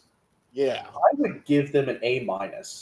The first 2 days of the draft, because I agree they won that trade with Jacksonville. You get that first-round pick, and look, if Gabriel, Shedeur, 40-year-old Flacco, Deshaun's not playing, so if there's a chance that all four of them just aren't what they're looking for, you wipe your hands clean, you cut a couple guys, and you get Archie Manning or whoever shines out next year. It could be someone else. It's probably going to be Archie. But either way, if it doesn't work out, guess what? You've still got that first-round pick. And if the Browns bottom out, you get 2 top 5 picks, and then you could use it on an offensive lineman to protect your new quarterback. So I didn't hate that. I didn't hate that initially. Now, day 2, Carson Schlesinger, yeah, absolutely. Improved Captain America. Absolutely. Quinshawn Judkins, absolutely. Get my Love boy it. from Ohio State. Dylan Sampson wasn't a bad pick either. Continue to piss off Nick Chubb while you're at it. Go for it. Oh, wow. I'm I mean, you're not wrong. You're not wrong. Bro, the videos that Nick Chubb has sent on social media Like Yeah. that man is angry, and he's gonna go somewhere that people are gonna doubt him. And I'm rooting for him. That's all I'm saying. I'm rooting for Nick Chubb. I am too. But I am here's too. the thing, right? Day 3 of the Cleveland Browns draft, it just when I thought, oh, Cleveland's actually making competent decisions. This team is, picked well. They've traded when they needed to. Harold Fannin Jr., I didn't hate it. Like, Njoku was hurt most of the year. I was like, okay, fine. He's a starting tight end. I actually really like his tape. But here's the thing. Dylan Gabriel's like 25 years old. And, like, say what you want. Like, yeah, okay, quarterback need to be addressed at some point.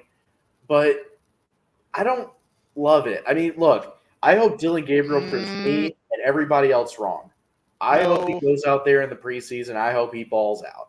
I think if Dylan Gabriel wasn't so injury prone early in his career, he probably would have been higher and probably could have gone to the draft a year or two earlier. No, I you had me, Joey, then you lost me. And then TJ brought me back in talking about you and TJ talking about injuries.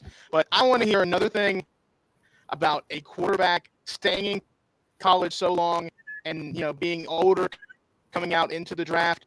Because what did we see last year? Jaden Daniels. I don't want to. Now, injuries are a different thing. But I don't want to hear any more about that. I think that's put correct. That's fair. It's fair. I get it, man. I get it. Well, I'll go next real quick and give my grade for the Cleveland Browns. It would be, it would have been a B+, mainly because of that day one trade with Jacksonville. I think they really did a good job with that. And they got a quality player, Mason Graham. But day 3, I'm there with Joey. Day 3 was, to me, was a head scratcher.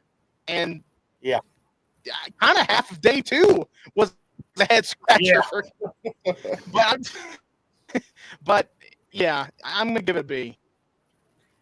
But man, that trade, I think it's gonna bite Jacksonville next year. All right, well, you get to tell us all about Jacksonville when we get to them. But we're going to scurry on over to Dallas now. B, by the way. Oh, man. So we scurry over to Dallas, I'll be honest. First 3 picks, I'm all right with. Look, I loved the Tyler Booker pick. You address the need. You replace a retired Zach Martin. And addressing O-line in first round has been huge. Look, Tyler Guyton the year before, Tyler Smith the year, 2 years prior to that, because Mozzie Smith was the 2023 first round pick. Here's my whole thing with Dallas right now. Why not address receiver sometime in the draft, man? That's what I'm not understanding here. Look, Tyler Booker, great pick. Donovan out of Boston College. I'm not going to butcher your name, even if you're not going to ever watch this. Ezaraku. Look, great pick. I think we need a guy that can get to the quarterback. We need a DeMarcus Lawrence replacement. And we need a guy that can take some heat off of Micah Parsons.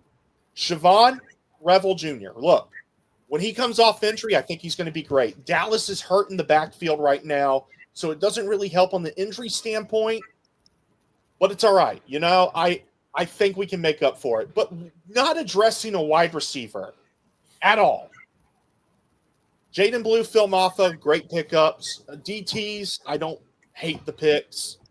But are we only going to throw to CeeDee Lamb, guys? Is CeeDee Lamb 200 receiving You know what you're going to get, TJ? CeeDee Lamb's going to have 200 receiving yards. What am I going to get, Joey? You're going to get 200. You're going to get Keenan Allen for 2 years and $20 million, and you're going to like it.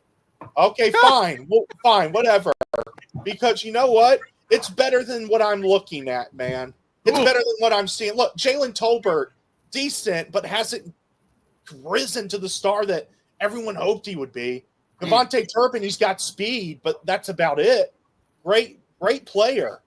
Look, Jonathan Mingo, I'm still confused about that whole trade last year. Paris Campbell, okay, fine. Little former Ohio State wide receiver, hasn't fleshed out that well, right? Okay, fine. Maybe Kelvin Harmon brings his career back up.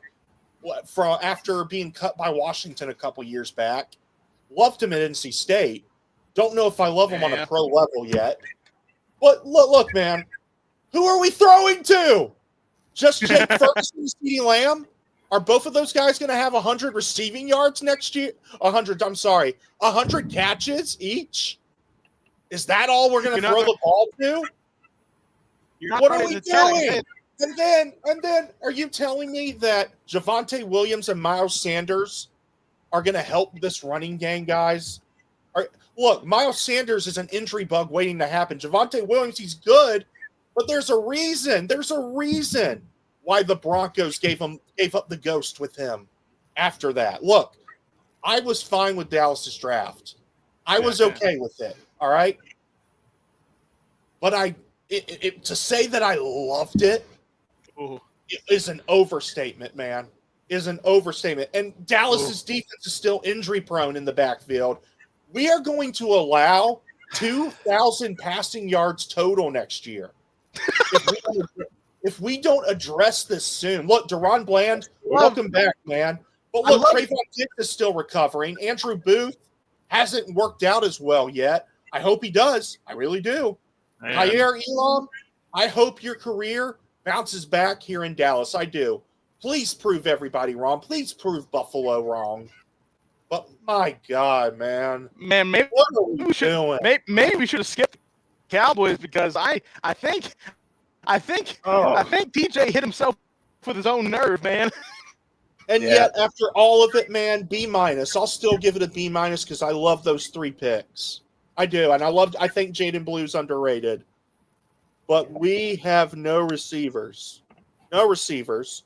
I just hope Dak Prescott stays healthy because we've really built a young, pretty talented offensive line.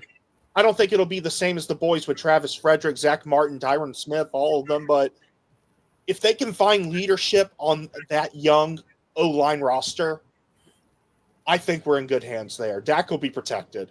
I really think that you guys hit a quote-unquote home run with Tyler Booker being I agree. With being the Zach Martin replacement. I mean, I think that was a really good pick. I'm high on Siobhan Rebel Jr. from East Carolina. I am too. And you say what you want, but I think you got to give Dallas a little bit more credit than what you're. I am giving them credit, man. That was me giving them credit. I'm giving them more credit than credit's due. Look, no, I'm just saying. I'm just saying when it comes. No. When it comes to the wide receiver, it's like the Philadelphia 76ers. When it comes to the wide receivers, trust the process. Just trust. I'm trying, man. I'm trying. Sixers fans I'm trying, man. Listen, like I said, look, I will say this: Donovan Ezeraku, rookie defensive player of the year next year. I promise you on that. I hope you're right. That's a good pick. I think his ability to get to the quarterback, which Dallas needs, and if they can stop the run, I'll be happy. I will be happy. Demarion Overshone coming back from significant injury. Hope he's himself. There's just so much we need in Dallas right now. And I'm going to have to go off on an unbiased standpoint as well. It's a good draft. Unbiasedly, it is a good draft. Biasedly, it's a good draft. I just wish we addressed receiver more because this receiver class was not terrible. It really wasn't. I hate when people say this receiving class. Look, it's not last year's, obviously. Yeah. There are some hidden gems there. There were some hidden gems they could have taken. Hey, you got Jonathan Mingo. All right, Scout. Since you want to throw rock, why don't you give your grade? Thanks for taking Jonathan Mingo from us. Hey, no problem, man. Good luck protecting Bryce Young next year. What's your grade? Oh, you know what? I'll give it a B minus. Joey? I mean, that's probably the most impassioned B grade that I've ever heard about a Dallas fan. I'll go. I didn't hate the draft. I mean, I didn't hate it either. You had to protect because Zach Martin's gone, Frederick's gone, all those guys are gone. You had to protect. I said I love the pick, guys. I love the pick. I know, but It's also like they couldn't do much because Martin retired like 2 weeks before the draft. There's not much that Dallas could do at that point. They had to Can I pick. change their And whole- that's why getting Tyler Booker there is perfect. Like I said, the top 3 picks, top 4 actually. I love. fine Look, Shamar James, he's fine too. But dude, Hey, all I got to say before I give my grade, treat Donovan Ezeraku very well. He's a really good kid. I had a chance to interview Yes. him in the ACC Media Day a couple years ago. Great kid. Got his head on right. Hopefully he can be a good Robin to Micah Parsons' Batman. oh, yeah, man. It's for me, it's a B. Contrary to popular belief, I don't think Dallas need to address receiver right away. I think Not next right year, away, but they could have done it. honestly, what you should do next year is trade up and get Jeremiah Smith. Oh, dude, I'd be in heaven. I would be in heaven. But look, I see where this goes, man. Look, I love the draft picks. But like I said, when we win more than one playoff game or make the playoffs at that, I'll be a little happier, man. I'll be a little happier. Look, I thought when we stepped back and CD and Dak said, here, take some money out of our contracts, we'll be okay. Just make our team good again, man. Look, I'm not expecting flashy superstar names. That's just not what the NFL is, you know? You can't go out and get the flashiest names, even if you could afford Derrick Henry last year and chose not to do it. Look, all I'm saying is, please, Jerry, please take care of this team. For the love of all things good. Take care of Please. yourself. I hope there are some hidden gems in that receiver room that I'm not seeing. Like I said, there's some good guys in there. There are.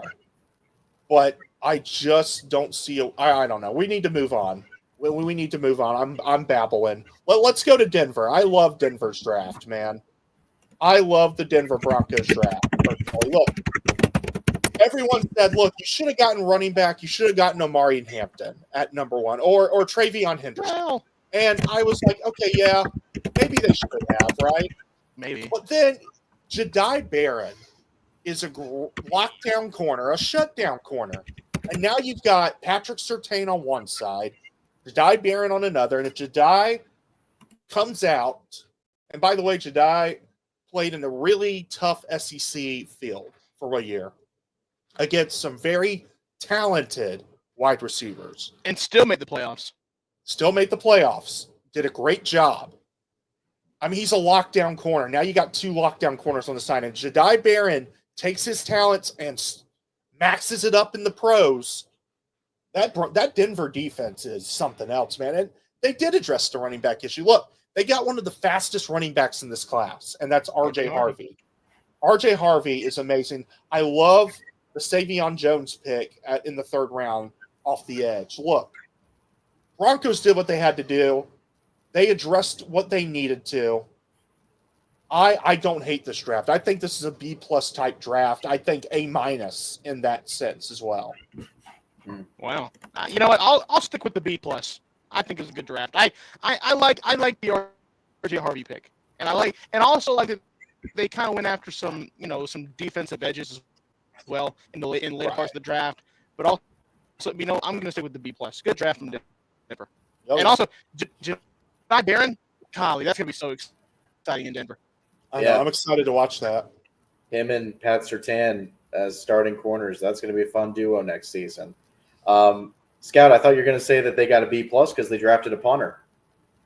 A long snapper? No, exactly. They would have been A+ if they got a long snapper, not a punter. Oh, okay. All right. Appreciate you clarifying. I got you. Hey, look, that they got A.T. Perry, the Broncos now too. I love A.T. Perry, man. It didn't work out in New Orleans. I hope it works out in Denver. Yeah, There's that boy A.T. Perry out of Wake Forest, great vertical, man. There's been like 5 entire Saints Very receivers that have worked out, and one of them was a tight end, Jimmy Graham. I've got a B+ as well. I like the Barron pick pairing with Pat Surtain. And also shout out Sean Payton for everybody thinking that Denver was going to draft a running back and then not getting that, doubling down on the defense, and then proceeding to draft a running back that nobody really had on their boards in round 2. Although R.J. Harvey's really, really good, and I'm excited to see what he can do in Denver. But But yeah, B plus. Really like the Barron and Surtain combo. Excited to see what he can do. Hopefully, it's not a Kyer Elam situation where he gets burned out quick. Agreed. All right, we go from Denver now, ladies and gentlemen. We're going to go from Denver to Detroit, D to D. Let's go to the Lions, ladies and gentlemen. Lions, they had a quiet draft. Not a lot of flashy names, but they filled their needs. And you look at Tate Ratledge. I love the pick from a guard standpoint. Isaac Tesla was supposedly, according to the Lions front office, the best wide receiver in the draft. And I hope they're right. I mean, he's got a lot of style to him. He's got great route running ability. And I'd love to see how it works out, man. I really do. I mean, it's like I said, this draft wasn't flashy for them. But Williams is a great DT, right? Recorded 100 tackles, right? In the past 2 seasons. You know how hard it is to do that at the defensive tackle position? Because you're practically going against 2 linemen at once for like at least 2 seconds. Big-bodied, can latch on to blockers, and I just think it was an underrated but perfect pick. Perfect fit for the Lions. Perfect Dan Campbell pick. And honestly, I gave it a B. I gave their draft a B. It was a perfect Dan Campbell draft. Yeah, if it's the system, most of it does. You know what? I would even go as far as say B plus. Okay, right there with you guys. I didn't think it was as like it wasn't crazy. They addressed the offensive line, they addressed the defensive line, did what they needed to do. I was initially going like B minus at first, but I think it's more because like it wasn't like didn't have any pizzazz to it. But it's a Dan Campbell draft, isn't it? He just beefs up the interior line. So yeah, it's a B. So that's just a typical Lions draft. All right, we're going to go now. We're going to go Great Green Bay, who drafted a wide receiver in the first round. What, 2007? 2007, I believe, was the last time they drafted. What? 02. 02. Wow. So 5 years, even 5 years later. Look, Matthew Golden, man, I'm excited for. Look, a lot of speed. And Green Bay is really trying to change up that room. They got Savion Williams, too, out of TCU. Yep. They addressed some defensive needs, but I feel like receiver room was a must for them. So, honestly, I like it. I like their draft, in all honesty. I personally gave Green Bay, let me see here. Let me pull my grades up, an A-. I thought it was an A- type draft. Yeah, I think it's to me, it's an A. And it's the combination of 2 wide receivers within the first 3 rounds. Anthony Belton, the offensive tackle from NC State. You got to, good pick. You got to protect your quarterback. And I just can't see. Green Bay has to address their offensive line, especially if they can't let their quarterback keep getting hurt. Mm-hmm. Now, as far as the rest of the draft, I like the draft. I like the rest of their draft. I give it an A, just an A. Okay. Yeah, I think Green Bay fans have been waiting for that moment for a long time, getting Matthew Golden in the first round. And for me, I mean, he was a really exciting player to watch in Texas. I'm sure you can relate to that, TJ. He was a really exciting player to watch in college. Yeah. And I think, honestly, if Green Bay uses him well enough, he could be their Xavier Worthy. I think he's got that kind of potential to him. First round for me, solid grade. You can never have too many linemen. I think that's absolutely a solid pick in the second round. But boys, they got another receiver. They got Savion Williams at TCU. Don't know how he's going to fit on the team, but we'll see how he is. And honestly, my favorite moment of day 3 was Barron Sorrell.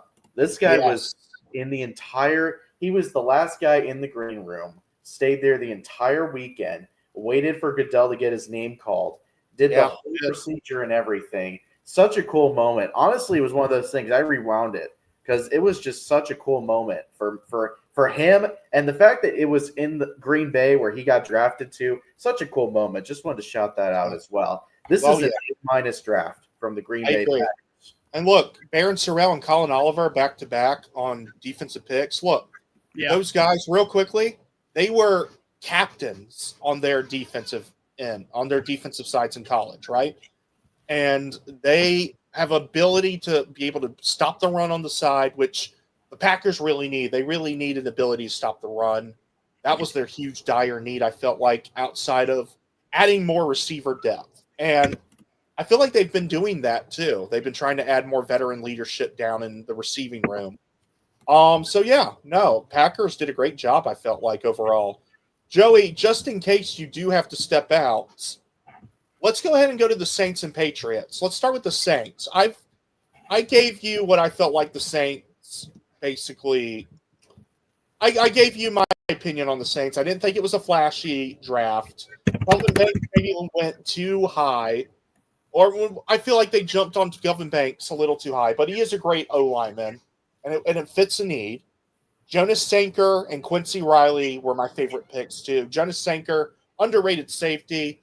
Quincy Riley brings a lot to that defensive back room. And then Tyler Shaw, right? Tyler Shaw was linked to the Saints for a while. A friend of mine who works in the media with the media for the Saints had linked Tyler Shaw to go to the Saints over Shadur. And he was right. They went and got him second round. So, Joey, the floor is yours, man, before Scout and I give our grades for them. Well, I think the Saints' handling of their ninth pick on night one, I think, deserves a lot of credit.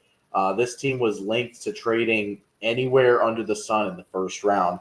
And the fact that they stayed put and got a lineman purely because I think Ramczyk retired and their offensive line was just two or three traffic cones and a bunch of bench players.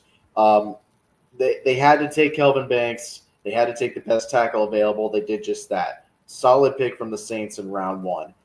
Now, Tyler Shaw is obviously – because we need to talk about the rest of the draft, right? Like Jonas Sanker, okay, hopefully he develops into the Tyrann Mathieu replacement. Vernon brought in out of Texas. Hopefully he alleviates a little bit of stress with Cameron Jordan entering his age 35 or 36 year. Quincy Riley out of Louisville, low-key like the pick. Devin Neal out of Kansas, got to see what he does. But this draft's really about Tyler Shaw for me. The Saints currently have rostered Derek Carr, Jake Haener, Spencer Rattler, right? Derek Carr has gone basically scorched earth when it comes to the Saints and has basically told them, guys, I'm fine, when in reality, I mean, who knows with Derek Carr at this point, right? He could play 17 games, he could play none. At this point, I'm trying to wash my hands of this. Spencer Rattler at one point was kind of a really good preseason quarterback. Looked very raw last season. That'll come with time, I'm sure. But you could argue, because Jake Haener has had his own stuff kind of happen to him. Like, he's been through some mental health stuff. And when he was on the field, it was more preseason. He really hasn't had a chance to develop on the Saints. And now you put in Shaw. And honestly, if you draft a quarterback in the first 2 rounds, you're keeping him for at least the first couple years, if not longer than that. So I feel bad for Jake Haener because he's probably going to get shown the door or maybe a practice squad guy. Yeah, and it really sucks for him too because it's not really his fault. But the problem that I have is that you could have addressed so many other needs for the Saints in the second round, and you decided to go quarterback again when you already have 3 of them, and 2 of them are, they're young, right? Like, you can develop them. That's what the preseason's for. That's what – look, you're not going to compete even in the NFC South. You're the worst team in the worst division in football. Understand that. You're bringing in a new coach. You're bringing in a new defensive coordinator. You're bringing in new pieces everywhere. And you decide to go quarterback again. If they would have tanked, they could have gotten Archie Manning. Could you imagine, like 55 years or so after Archie – gets the Heisman Trophy, becomes the Saints quarterback. Still, you could argue on the Mount Rushmore Saints quarterbacks all time, Archie Manning. But even so, you have that opportunity, and then you decide to go quarterback, which tells me they're trying to compete.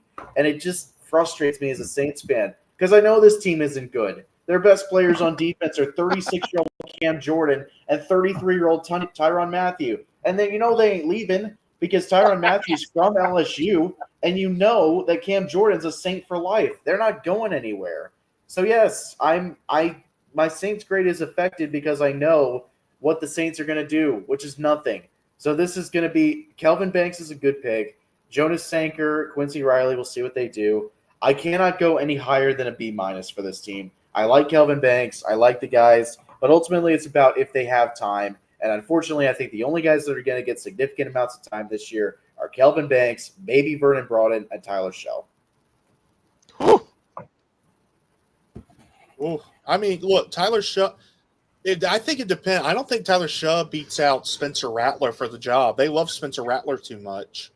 Then why did they draft a quarterback, TJ? That's a good Because question. they need quarterback depth, Palermo. No, Probably. they don't. Not, They Yeah, have three not already. Derek really. Carr's not going to be a Saint. Derek Carr is leaving the Saints, guys. Then I tank promise and you. get Archie Manning. And what if Arch doesn't work out? Then tank for Well, next then you're really screwed. The Saints need to tank. I'm not defending Tyler Shaw. He backed up Justin Herbert in college. Herbert's been in the league for 6 years now. Oh, sorry, no, 5 years now. So I'm not defending it, but Guys, look, Alvin Kamara is going to be in his age 30 year. Chris Olave is on the outs with the team emotionally. He had a horrible last year. The Saints have treated him poorly. He's probably going to be gone in a year or two. The offensive line is Kelvin Banks. He's already their best lineman. Sue me. Cam Jordan's age 36. Demario Davis is age 35. Tyrann Matthews age 33. This team's going nowhere. And the fact that you continue to think that you're competitive with a new coach, a new scheme, and they should have fired Mickey Loomis a while ago, just baffles me as a Saints fan. And while this, like, I'm kind of feeling like TJ a little bit because this wasn't that horrible a draft, but it's just, I just have a sour taste in my mouth because you could have addressed so many other needs in the second round. Shoot, you could have gotten Will Johnson in the second round. I wouldn't have complained about that. But instead, you decided to go with a quarterback from Louisville that threw ducks in his warm-up routines. hey, look, I'm going to give this. I gave the Saints a C plus.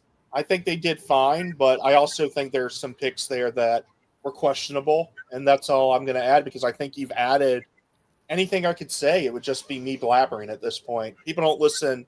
The small audience that listens to this podcast don't listen to the podcast to hear me blabber on and on. You know. So, Scout, what do you got, man? Listen, I'll give it a solid. You know what? Palermo's convinced me. It was. I mean,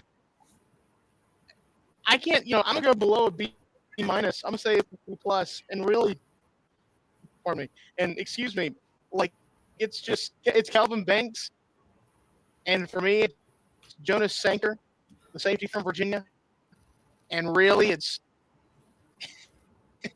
was everything. The Tyler Show pick was just a real head scratcher, and Joey really came in that. I'm going with C plus. All right, well, let's go to Boston and let's hear Joey's thoughts on the Patriots draft. Speaking of Boston, record $6.1 billion sale for the Celtics is about to be finalized. Just thought I'd throw that in there. Lead buyer Bill Chisholm's group now has enough money to cover the cost of the deal and is in fact oversubscribed, according to Front Office Sports. So Celtics are going to be under new management, on top of the fact that they're probably going to go back to the championship and potentially win back-to-back NBA championships. I wouldn't mind that. That's a loaded roster. To death, brother. I wouldn't mind that.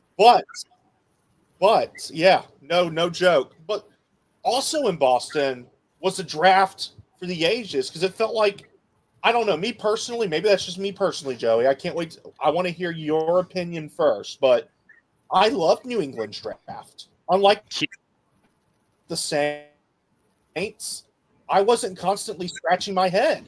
Look, they went out, and the first 2 picks alone excited me. Mm-hmm.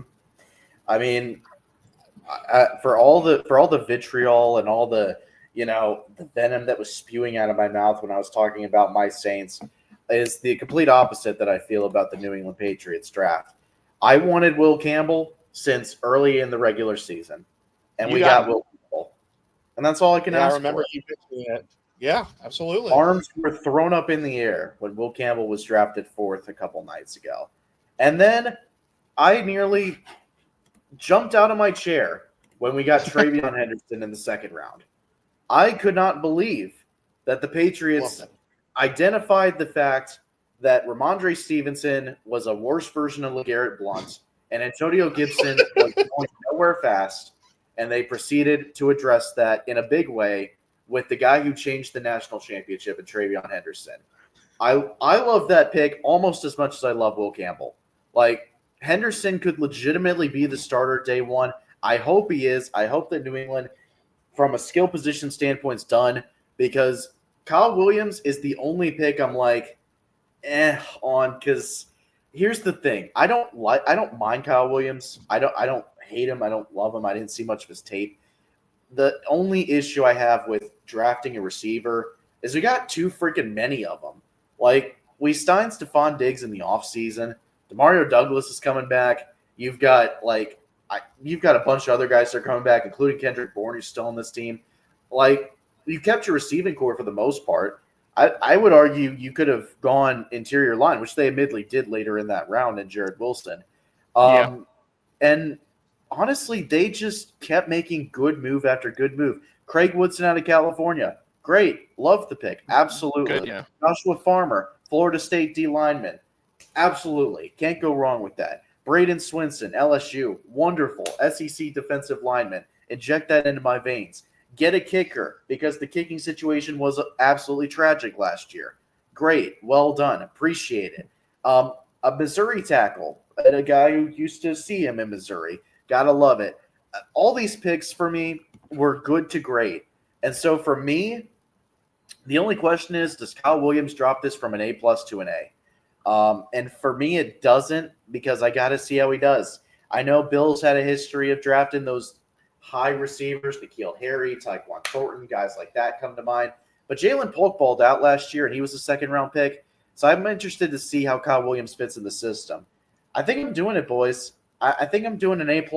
I don't think you can get much better than this draft. And Scout, they got a long snapper. See, you stopped right after the Missouri tackle. I was like, keep going.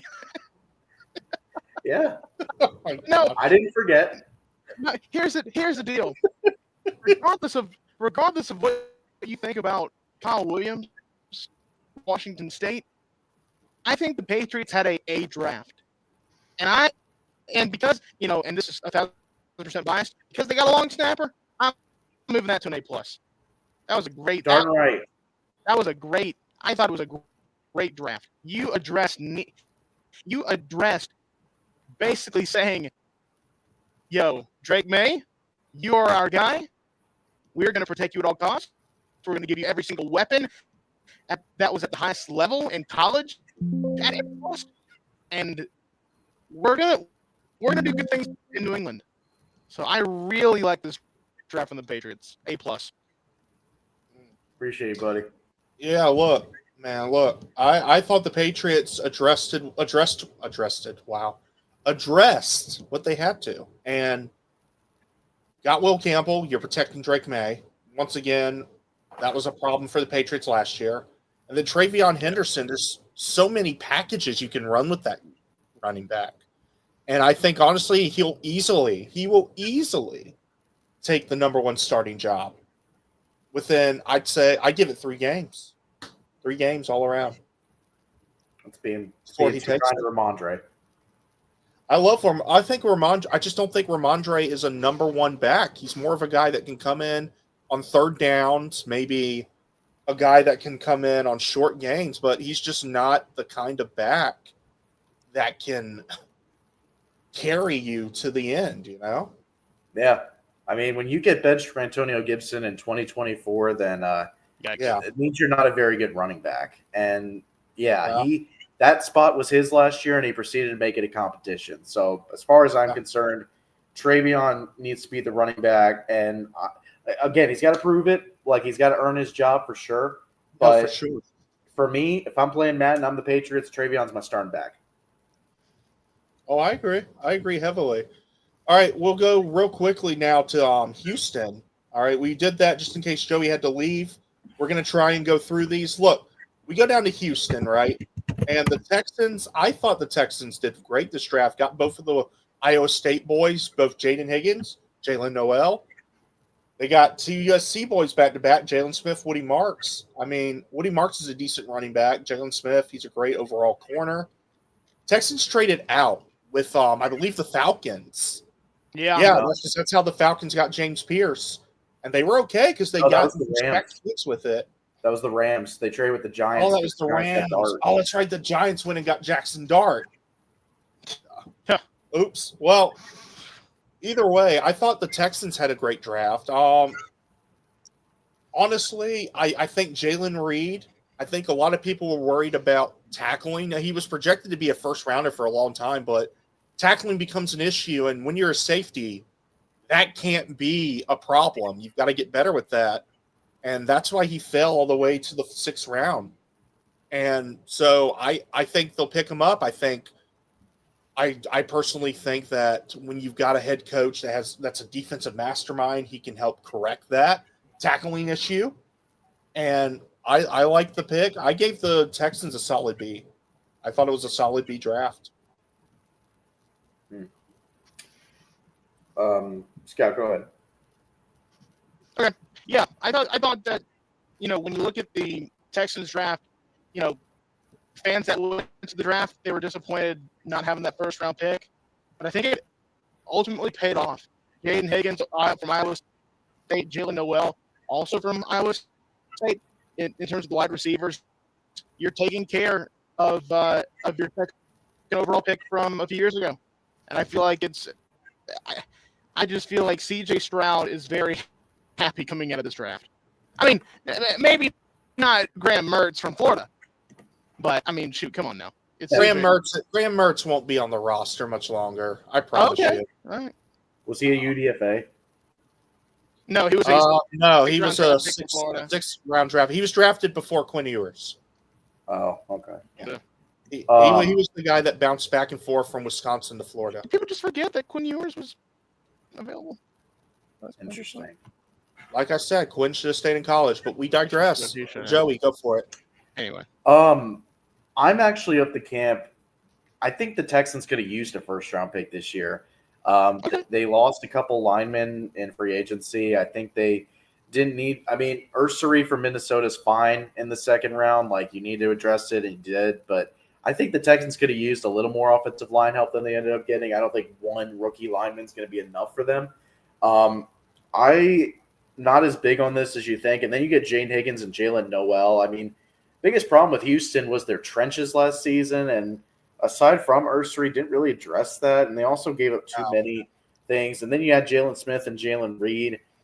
I'm not big on this one, but I don't hate the draft either, so I'm going to go like a B-, but it's probably one of those, like if we were grading it from a Liberty perspective, it'd probably be closer to around 800 than like an 830, if that makes sense. I think D'Amico will figure out what to do with with that defensive front. He'll really build it up. We go now to the Colts. Let's stay in the AFC South. That's what's next. Tyler Warren, 1st round. Warren could be either it's funny because the Colts, the last time they drafted tight end, it didn't work out for them. They drafted Eric Ebron. And it unfortunately didn't work out for them, so they now have gone tight end in the 1st round again. Tyler Warren, he offers a lot. The question is, how are they going to use him? What are they going to use him for? Great pickup, but I love the JT2 pick out of Ohio State. He's one of the most underrated edges that was in this draft, And DJ Giddens out of Kansas State, secretly one of my favorite sleepers in the draft. I don't know what they're going to do with Riley Leonard, to be honest. You basically just got Sam Ehlinger again, but he's a good quarterback, but I just don't know if he's pro ready at the state he's in right now. And he's got to improve that arm. His arm is clearly wrecked right now. Yeah, I mean, I think that the Colts had a great draft. In my opinion, I give it an A. I give it an A-. Yeah. Oh, wow. Well, and we'll let Palermo speak his piece. I think Tyler Warren was a great pick. But you're going to call me crazy. But I think that I really think that Richardson's days are numbered. It's not to Riley Leonard, though. It may be. I'm not saying it maybe. won't be, but I'm not saying. I'm not saying Yeah. it. I'm not saying it. Maybe. And I don't not know, so much man. because of Riley Leonard, Well, more so because of Daniel Richardson. Jones. No, stop it. Stop it. No, man. Stop. No, man. No. Here's what they No. do. Here's a world I No. can picture. Quit. They give Richardson like 6 games, and if they go 1-5, they tank for Archie Manning. Oh. If the Saints don't do that first. Oh, wait. The Saints will bumble it as always. They'll start out like 3-3 and finish like 8-9, like they always do. They can't even tank right. Right. No, I've watched Riley Leonard all of his years of college. I think Love he's a Riley. great quarterback. I think it. I really think it was great that they picked him up. I'm not saying he could. I'm not saying he will be the starter, but I think if Richardson doesn't get his act together in terms of injury, I really think that Riley Leonard could. I think he could start at some point. Look, I think Riley. I love Riley as a person, and I love him as an athlete. I just don't know if he's pro ready. I mean, it's going to take a bit. I agree. He may develop into something. Who knows? We saw what happened with Brock Purdy. We saw what happened with Tom Brady. It can easily happen. Yeah. For me, Riley Leonard gave me Max Duggan energy when it came to the draft. Yeah. Really? Wow. Big physical guy, but known more for his legs than his arm. And that's kind of what Max Duggan was in TCU, wasn't he? And look where Max Duggan is now. So hey, but they both went to the national championship. That's my point. That's why I'm like that's why I got energy when it comes to Riley Leonard. Look, I hope he proves me wrong. B+ for the Colts. Tyler Warren makes so much sense over there at tight end. JT from Ohio State, absolutely. Jalen Travis, low-key a fan of that in the 4th round. I think that could be a steal. DJ Giddens, hey, he learns behind Jonathan Taylor. Can't go wrong there. And then we'll see about Riley Leonard. And low-key, kind of like the Tim Smith pick, because it's a Bama lineman. And, hey, that's got a track record to it. So, for sure. B+. I didn't hate it. Hey, look.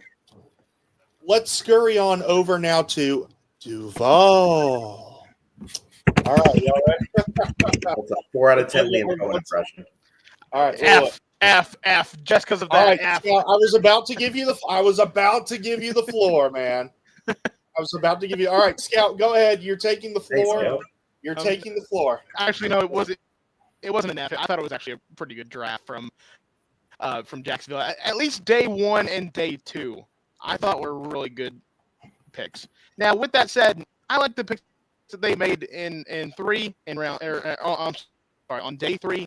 I'm just going to go through it quickly. I'll give it an A-. I thought it was a good pick. Travis Hunter's good. Wyatt Millen from West Virginia, I think that's a really good pickup. In terms of day 1 and day 2, you took care of Trevor Lawrence.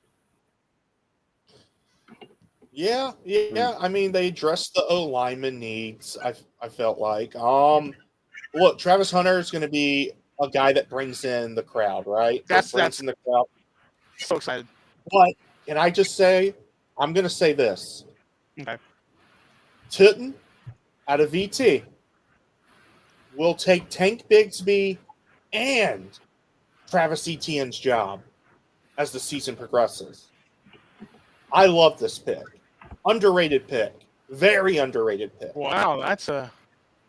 I'm gonna clip this and either eat my own words or I'm gonna be right. Look, he's got great speed, and I think in a way unlike Omarion Hampton, who was a great running back, you can't catch Tootin, man. He finds the way to just take off, uncatchable in most cases. Look, he brings a lot to the table, and there's a reason why he was so high on people's boards, but he ended up falling 4th round. And I have to say, I like the Jaguars draft. Obviously, outside of Hunter, Caleb Ransall was another underrated DB that they addressed. I would have loved if they addressed receiver a little more outside of Travis Hunter, because you don't know what Gabe Davis is going to stay healthy. Brian Thomas, huge. De'Ami Brown, okay. Decent pickup. But after that, what do you have? You know? I will say this. It was a good enough draft for me to give the Jaguars a B-. Okay. You addressed two needs for Travis Hunter. I'll be interested to see how he kind of meshes with that Jets receiving core. I think with Tootin, I think it's kind of a situation where, so I found out Travis Etienne's playing on his 5th-year option. So I would kind of say, if Tootin's going to take the job, I think it's going to be the season after in 2026. Yeah. But either way, I hope you're right because I like my Virginia guys when they do get drafted. So I'll appreciate him if he does show up. Yeah, I mean, he's got a lot of speed and capability. ETN's just hasn't been as impressive. I hate to say it, but I don't think Bigsby's a great power back, but is he really running back one? When he started Bigsby, he was very hot and cold. So I'll be interested to see if Tootin does get some more third down carries, if that does end up being the case. Outside of Hunter, it's a meh draft. I'll give it like a B. We'll see how Hunter fares in that Jacksonville team and see how many tickets he can draw. But I think right now it's a B draft, and we'll cross that bridge in a year or two and maybe make a long-term grade on Jacksonville when Travis Hunter pans out or doesn't. Yeah. I have to say, though, what were you saying, Scout? Oh, no. No, I was just saying, yeah. Kansas City, once again, I thought they had a good draft. Josh Simmons addressed the need, protect Patrick Mahomes. Because look, we saw how bad the Eagles defense crushed them, guys. We did. We saw how bad the Eagles defense crushed that O-line. You got to address it. And they did. They did. And then they worked a little bit on the defense. Ashton Gillette, great pickup out of Louisville. I personally love talking to him at ACC Media Days. And he really rose up on a lot of boards because of how explosive he is, because of how great in coverage he is. Overall, they just address needs. Jalen Royals may be another underrated receiver that shocks the world, you know? Who knows? I like the Kansas City's draft. It gets, honestly, Kansas City gets a standard A- from me. Yeah. Hmm. Go ahead, Joey. I think it was that bad of a draft. I mean, you need to address offensive line. You did with Josh Simmons. You've got D lineman from Tennessee and Omar Norman Lott. Played 5 seasons. Played pretty well, but the thing he's kind of remembered for is being in a fight in the Florida-Tennessee game a couple years ago. So not ideal. Ashton Gillette, I believe all 3 of us had a chance to interview him between all 2 different ACC Media Days because I remember talking to him as well. So good kid. Hopefully, it's funny. Hopefully, he pans out well in Kansas City, which could have been a Patriot, but it is what it is.